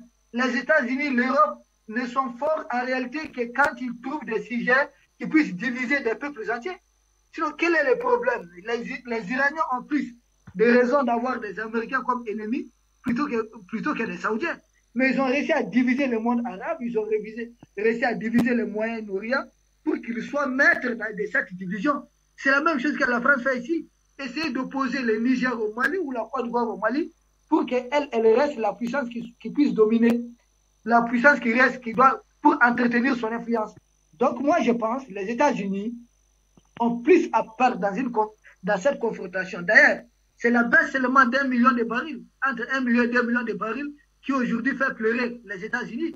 Imaginez-vous que les Saoudiens disent tout simplement que bon, pour le moment, nous décidons de ne pas vendre du pétrole aux Américains, nous voulons revoir les accords. Mais je vous assure qu'au bout d'une semaine, toute l'industrie américaine va s'écrouler. Comme un château de cartes, ça va s'écrouler. Donc, les États-Unis ont plus à perdre. Je pense que les États-Unis ne sont pas dans une dynamique de bras de fer. On le dit, l'œuf ne doit pas tenter, en tout cas, un bras de fer avec la pierre. C'est pas possible. Les États-Unis ne sont pas dans une dynamique de bras de fer, mais sont dans ce qu'on appelle les tapages. Ils sont en train de faire des bruits. Ils font beaucoup de bruit, et effectivement, pour essayer d'intimider les Saoudiens, essayer de les ramener à la raison, les ramener dans ce qu'on appelle cage du départ, c'est-à-dire l'hégémonie américaine. Maintenant, est-ce que les États-Unis vont rester dans, pardon, est-ce que les Saoudiens vont rester dans ça, est-ce que l'OPEP Plus va rester de cela, ou bien ils vont prendre conscience dorénavant de leur poids réel sur l'échiquier mondial? Je pense que l'avenir nous en dira plus. Merci. Merci, Général Issa Diawara. Monsieur Gamal Abina, révolution géopolitique selon Monsieur Luc Michel, énorme implication géoéconomique selon Monsieur Wilfried Ekanga. Vous avez si bien suivi cette actualité, cette décision de l'OPEP+, qui a justement donné lieu à une réduction de sa production quotidienne de pétrole de 2 millions de barils par jour, hausse justement des prix du Brent, il faut le souligner, à plus de $100 de baril, on m'a même dit à plus de $120 de baril. Alors selon vous, quelles sont ces implications géoéconomiques? Déjà, pour la petite histoire et pour présenter, tout à l'heure, M. Kanga a parlé de la couscous qui aurait été prise entre Biden et Ben Salman. Il n'y a pas de couscous au Moyen-Orient, c'est une culture nord-africaine, le couscous. Donc, ils ont pris autre chose, mais pas du couscous, c'est sûr. Mais plus sérieusement, par rapport à ces questions, oui, il y a un bouleversement géoéconomique et géopolitique. Alors, géoéconomique, effectivement, parce que les Arabes d'Arabie, par exemple, donc ce qu'on appelle les Saoudiens, moi je refuse, ne m'intéresse pas, je les appelle les Arabes d'Arabie, ont décidé, sous la pulsion de Ben Salman, de tourner pour partie le dos aux États-Unis. Pour partie. Je ne fais pas confiance en cet État et ni en cet homme, mais je sais qu'il y a des réalités économiques et politiques qui l'ont poussé à cela. La première, c'est effectivement l'assassinat de Khashoggi, qui est un assassinat barbare, qui a été établi par la CIA et pas seulement par Biden, que c'est bien lui qui donnait des ordres et que c'est bien ces hommes qui ont été assassinés, ce journaliste qui, rappelons-le, était saoudo-américain d'origine turque, voilà, c'est des réalités complètes, et qui allait à l'ambassade d'Arabie pour récupérer juste les papiers pour le mariage avec sa femme qu'il voulait faire en Turquie. Donc ça, c'est un des moteurs qui a poussé les États-Unis à agir parce que c'était un scandale tellement énorme que la première réunion du G7, ils ont tous refusé de lui parler. Donc ça en dit long sur la relation délétère qu'il y a entre les États-Unis aujourd'hui et l'Arabie. C'est une relation d'un homme parce que Biden, avant l'élection présidentielle, a dit, contrairement à Trump qui était un fan de de Ben Salman, Biden a dit il n'est pas question qu'on discute avec cet homme, c'est un barbare. Voilà, donc il avait fermé la porte et il a dû ravaler sa fierté en allant lui rendre visite pour lui demander l'augmentation et la mise à disposition de quantités importantes de gaz et de pétrole. Alors même si les Saoudiens avaient l'intention d'augmenter leur production de gaz et de pétrole, de toute façon elle reste limitée. Ils ne peuvent pas compenser les 30% d'approvisionnement du gaz et du pétrole russe qui sont considérables dans le monde. Donc déjà, on ne peut pas le compenser, même un État ou 10 États ne peuvent pas le faire. Ensuite, parce que, n'oublions jamais que l'Arabie est en guerre actuellement au Yémen, depuis 5 ans. Ça coûte cher une guerre. Et que parce que cette guerre coûte cher, ils ont des besoins abyssaux en matière de moyens financiers. Donc, ils ont décidé de faire cavalier seul, de ne plus suivre la position américaine, de ne pas faire comme ce qu'ils ont toujours fait, s'aligner sur les États-Unis pour casser le prix du pétrole, s'aligner sur les États-Unis pour faire en sorte qu'il y ait une régulation du marché à la baisse. Aujourd'hui, le marché est tendancier à la hausse. On n'est pas encore en hiver, que le baril a dépassé plus de fois, d'ailleurs c'est bien que M. Konga l'a rappelé, plus d'une fois les $120. C'est pas une seule fois, c'est plus une fois sur les marchés spot. Donc le pétrole a une tendance haussière considérable, et même si le WTI, qui est plutôt le référentiel américain, ou le Brent de la mer du Nord anglais sont des référentiels qui voudraient que le pétrole baisse, ils ne sont pas au même prix. Le pétrole pas cher, qui était libyen ou saoudien, le coût d'exploitation est très bas, est abondant, mais c'est surenchéri. Les marchés sont très volatiles, et là, c'est des marchés haussiers. Ça, c'est le premier aspect. Second aspect, on a bien découvrir une nouvelle arme économique qu'on ne connaissait pas jusqu'à présent parce qu'elle était considérée comme étant adossée au pétrole, mais qui ne valait pas grand-chose, c'était le gaz. Donc le gaz avait une cotation qui était quasiment indexée sur le prix du baril et était très bas. Et depuis, elle a été multipliée par 5 puis par 10. Donc le gaz est devenu une référence considérable dans le monde parce que, avec le marché russe, parce que Gazprom est une très très grosse compagnie russe, et le marché algérien, le marché iranien et le marché qatari, c'est en gros ces 4 pays qui font la loi sur le gaz. Et aujourd'hui, ces 4 pays se trouvent être alliés de circonstances. Alors, il y a des alliés réels, comme l'Algérie et la Russie, qui ont toujours été de grands alliés. Il y a les Qataris qui se sont rapprochés des Russes de façon inespérée à la suite de la crise contre l'Arabie et le Conseil de coopération du Golfe. Donc, c'est vrai que ça a rebattu les cartes et qu'aujourd'hui, des pays qui se détestent cordialement, comme le Qatar ou l'Arabie, ont fini par faire cause commune, ou les Émirats arabes unis, cause commune parce qu'ils ont tous un intérêt convergent à ce que le gaz augmente. Donc, il y a 2 leviers aujourd'hui très importants. Il y a le levier du pétrole qu'on connaissait en 73 avec les différentes crises pétrolières de 73 et de 79 avec l'Iran, puis le contre-choc pétrolier de 86 et de 2014. Donc, il y a eu 2 chocs pétroliers, 2 contre-chocs, 86, 94. Et depuis, il y a une reprise du prix du baril du pétrole. Il y a eu encore un choc récemment avec l'histoire du Covid. Ça, c'est un choc très circonstancié. Mais en vérité, la tendance du pétrole qui devient une denrée rare et haussière, et la nouvelle tendance qu'on ne connaissait pas du gaz, qui est très abondant, le gaz il y en a au moins pour 100 ans, eh bien, est devenu quelque chose de très cher. Donc, pourquoi très cher? Parce qu'on a fait un boycott, ou du moins on a tenté un boycott contre la Russie, et donc ces pays-là sont devenus alternatives. Sauf que l'Algérie, par exemple, qui a augmenté de façon considérable sur l'approvisionnement du gaz vers l'Italie, par exemple, ou vers l'Espagne, n'a pas les moyens d'augmenter de façon exponentielle. C'est d'ailleurs une des raisons pour laquelle elle a proposé, elle est en train de construire ce fameux gazoduc qui va relier le Nigeria, en passant par le Niger, à l'Algérie pour alimenter l'Europe. Mais tout ça, ça prend du temps. Et c'est pourquoi la tendance est haussière. Parce que l'approvisionnement compenser ce que les Russes ont été forcés de retirer ce marché européen est quasiment impossible sur une échéance de moins de 3 ans. Donc aujourd'hui, on est sur 3 ans d'augmentation continue du gaz et du pétrole. Et de l'autre côté, le rapport géopolitique a changé. C'est vrai que l'Arabie et les États-Unis s'entendent mal, alors que ça a toujours été de grands alliés depuis le pacte Quincy, ce fameux pacte qui a été signé sur ce porte-avions américain Quincy, effectivement. Un pacte qui garantissait la sécurité de l'Arabie par les États-Unis et l'approvisionnement du pétrole via l'Aramco à bas prix à l'Amérique. Alors l'Aramco est une compagnie américaine, faut jamais l'oublier aussi, à l'origine. Et donc ce système a été vraiment littéralement battu en brèche. L'autre aspect, c'est que de nouveaux acteurs du gaz et du pétrole sont intervenus et ont pris un poids prépondérant. L'Iran évidemment, le Qatar, la Russie qui s'est remplumée, qui est redevenue forte, l'Algérie qui a pris une position stratégique très importante, et ces pays sont amis. Donc c'est vrai que c'est très surprenant.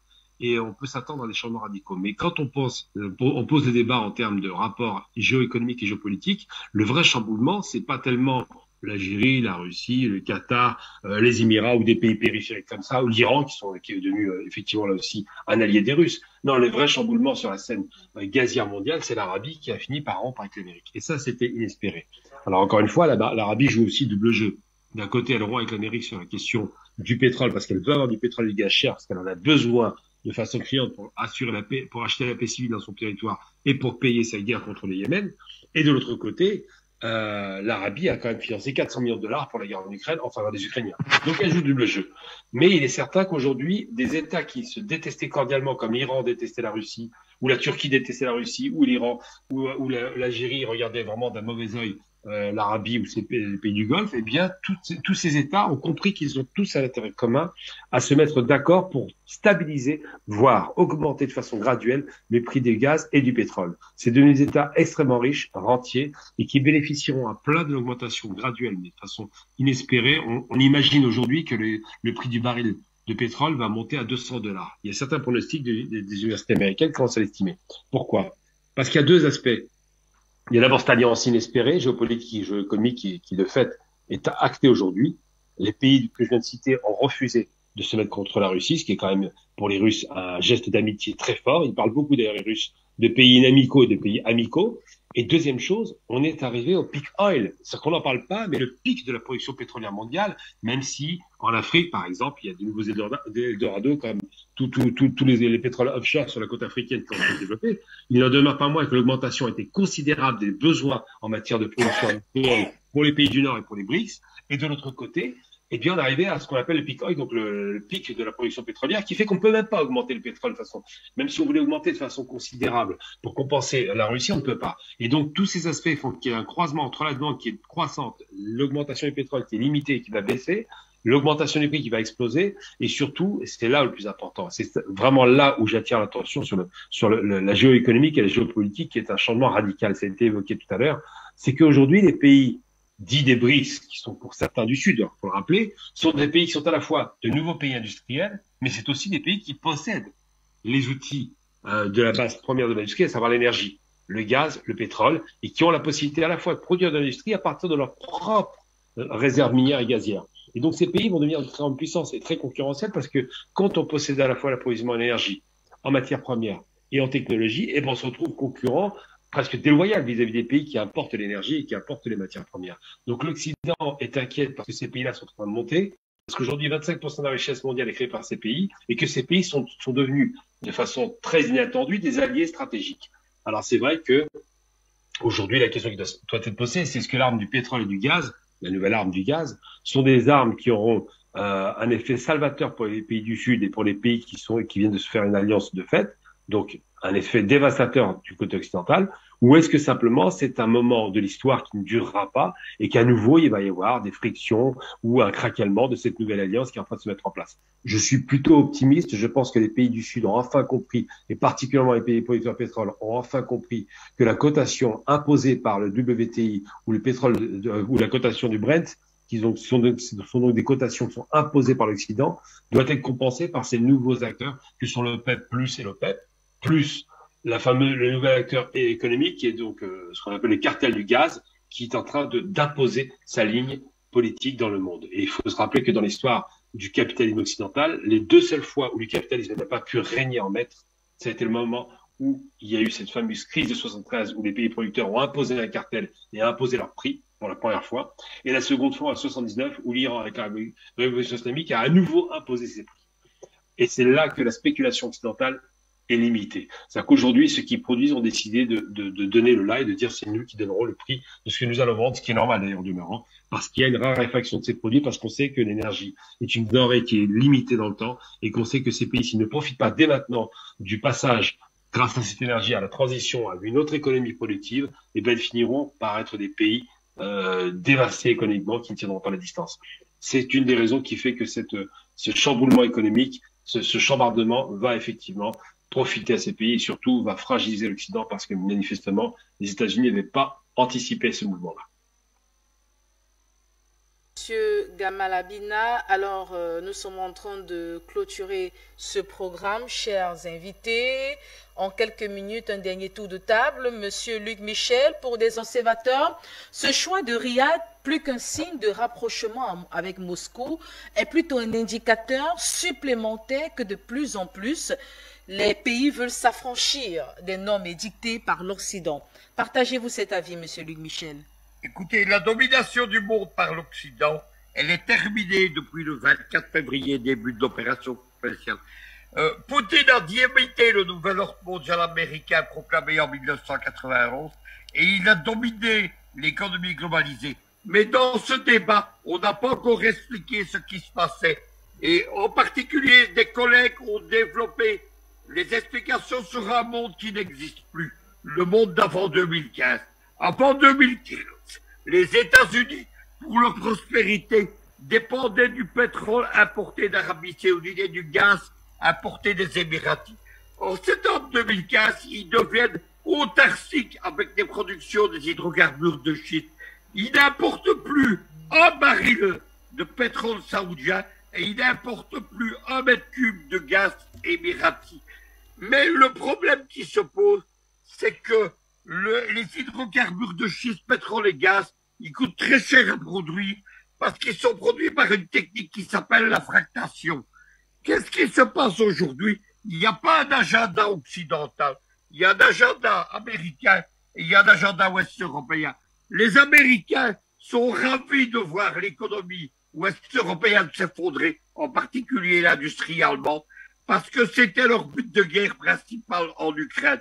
Mais pour vendre les hydrocarbures de schiste, ils sont dépendants du marché mondial. Il faut donc un baril à la baisse autour de 60 € le baril, parce que c'est à ce prix-là que le baril de pétrole de schiste américain est rentable. Et il faut le mètre cube de gaz qui sans cesse monte, parce que, par exemple, le mètre cube de gaz de schiste américain, il coûte 6 fois plus cher à produire que le mètre cube de gaz russe. Voilà pourquoi les Américains sont furieux de ce fait que les Saoudiens, les Émiratis et les Qataris soutiennent la Russie. Ce qui va être déterminant, c'est l'entrée de l'Arabie Saoudite dans les BRICS, parce que définitivement, ils vont se détourner du monde occidental. Ce n'est pas encore le cas, parce que l'Amérique a encore des moyens de pression, notamment dans le domaine militaire et dans le domaine des armements. Mais lorsqu'ils seront dans les BRICS, c'est-à-dire qu'ils seront alignés sur Moscou, Pékin, Téhéran, New Delhi et Islamabad, ce sera la fin de la domination mondiale de l'Amérique. Merci, Monsieur Luc Michel. Monsieur Ekanga, très rapidement. Si Arabie Saoudite une menace pour les Occidentaux ou bien? Oui, sur le plan économique, étant donné la puissance, une menace économique, en tout cas, même s'il faut dire que l'économie, justement, la puissance économique détermine la puissance politique. Disons que, puisque j'aime l'angle africain dans tous ces paradigmes, les événements, comme l'a dit Luc Michel depuis le 24 février, nous montrent une face du monde qu'on essaye en théorie, mais qu'on voit par la pratique, à savoir les cartes sont redistribuées et à savoir les puissances que nous croyons être des puissances sont en réalité des faiblesses parce que ces puissances-là ne disposent pas de la ressource première.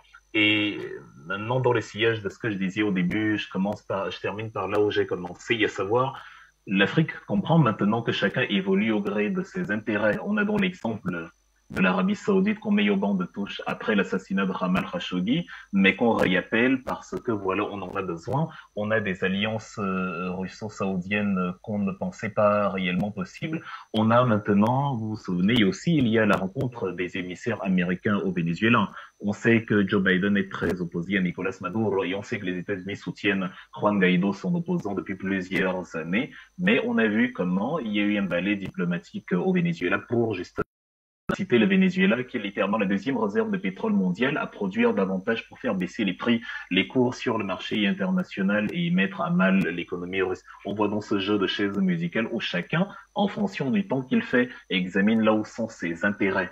Donc, je préconise aussi la même position pour l'Afrique. C'est ça qui va nous permettre de tirer, en fonction des situations, des avantages, voilà, pour nous. Parce que naïvement, espérer que nos amis d'aujourd'hui seront nos amis de toujours, ou que nous n'aurons jamais besoin de nos amis, de nos ennemis d'hier, ce n'est pas géopolitiquement cohérent. C'est ce qu'ont compris les Saoudiens, c'est ce qu'ont compris les Chinois, les Russes, les Américains. Les seuls qui ne l'ont pas compris finalement, ce sont les Européens, et c'est pour ça qu'ils payent le prix le plus élevé. Je ne veux pas que ce soit la même chose pour l'Afrique, parce que nous voulons d'une Afrique nouvelle qui ne tombe plus dans les pièges absurdes d'antan.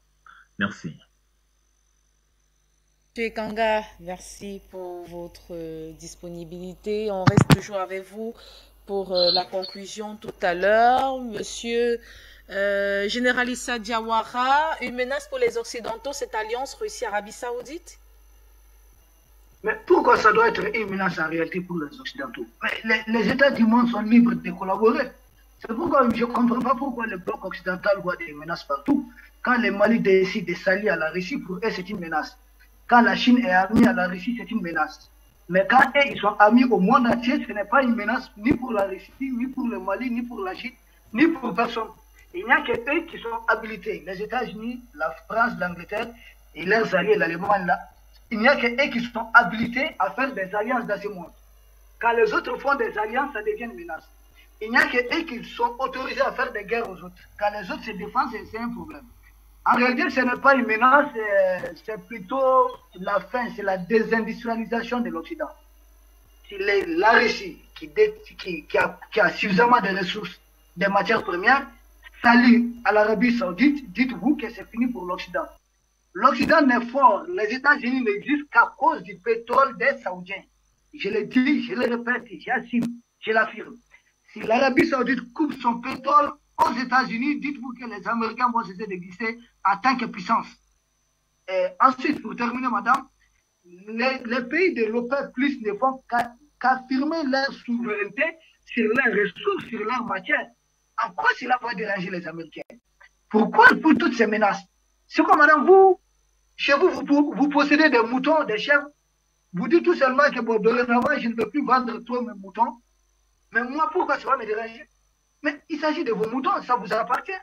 Le pétrole, là, ça appartient à ces pays-là, de l'OPEP+. Mais ils sont libres de gérer ça comme ils veulent.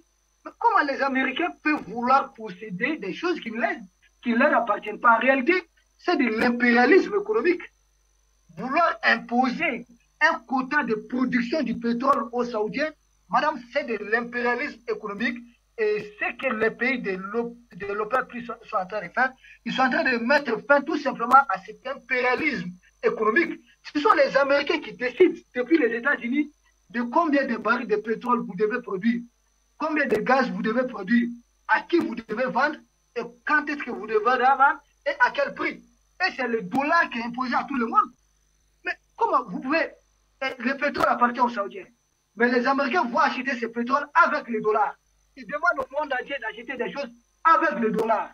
Je pense que c'est la fin, non seulement de l'impérialisme économique qui commence, mais c'est aussi le début, en tout cas, de dédollarisation qui est en cours. Le dollar va perdre son poids. Il n'y a que cette guerre en Ukraine qui a affaibli l'euro et qui a renforcé, bien sûr, le dollar. Mais le dollar, moi, je suis convaincu, va tomber si jamais l'Arabie Saoudite par le robinet du pétrole et bien sûr d'autres pays de l'OPEP+. Les Américains ne sont forts qu'à cause de ces pays qui produisent du pétrole et du gaz. Sans ces pays-là, les Américains ne seront pas une industrie. Ils ne vont pas réussir à entretenir plus de 700 bases militaires qu'ils ont partout dans le monde entier. Merci. Issa Diawara, Monsieur Gamal Abina, en quelques mots, une menace pour les Occidentaux, cette alliance Russie-Arabie Saoudite? Il faut définir occidentaux. Hein. Il y a deux types d'occidentaux. Il y a les États-Unis et l'Occident européen. Donc, pour les occidentaux européens, c'est catastrophique. Parce que cette alliance, c'est une alliance économique qui augmente le prix du pétrole de façon considérable. Pour les occidentaux, l'extrême occident américain, c'est pas catastrophique. C'est vrai que Michel a rappelé une donnée importante et je le remercie parce que je suis pas rentré en détail. C'est vrai que les États-Unis produisent du pétrole et du gaz de schiste. Ça coûte très cher. Beaucoup de compagnies ont dû déposer le bilan parce que l'exploitation est élevée et que quand le pétrole descend sous les $60, c'est catastrophique. Mais en revanche, quand le pétrole est très élevé, ça arrange les Américains. Donc l'augmentation du prix du pétrole, même s'ils demandent l'augmentation de la production pour faire baisser le prix, c'est hypocrite. Leur objectif, c'est effectivement que le pétrole soit cher et que le gaz permet de pouvoir rentabiliser ce coût d'exploitation, comme le pétrole de la mer du Nord coûte très cher aussi d'exploitation. Donc les États-Unis sont à la fois inquiets parce que sur un plan politique, ils ont perdu leur allié saoudien, c'est vrai pour partie, mais en même temps, ça leur profite. Ils jouent la carte du surenchérissement et leurs compagnies privées américaines bénéficieront à plein de l'augmentation du prix du baril. Donc, faut jamais oublier un truc, c'est que les États-Unis ne se battent pas pour la gloire ou pour les bonnes causes, ils se battent pour l'argent. Ça a toujours été leur principal combat. L'idéologie vient en second plan, mais l'argent est le premier facteur de combat.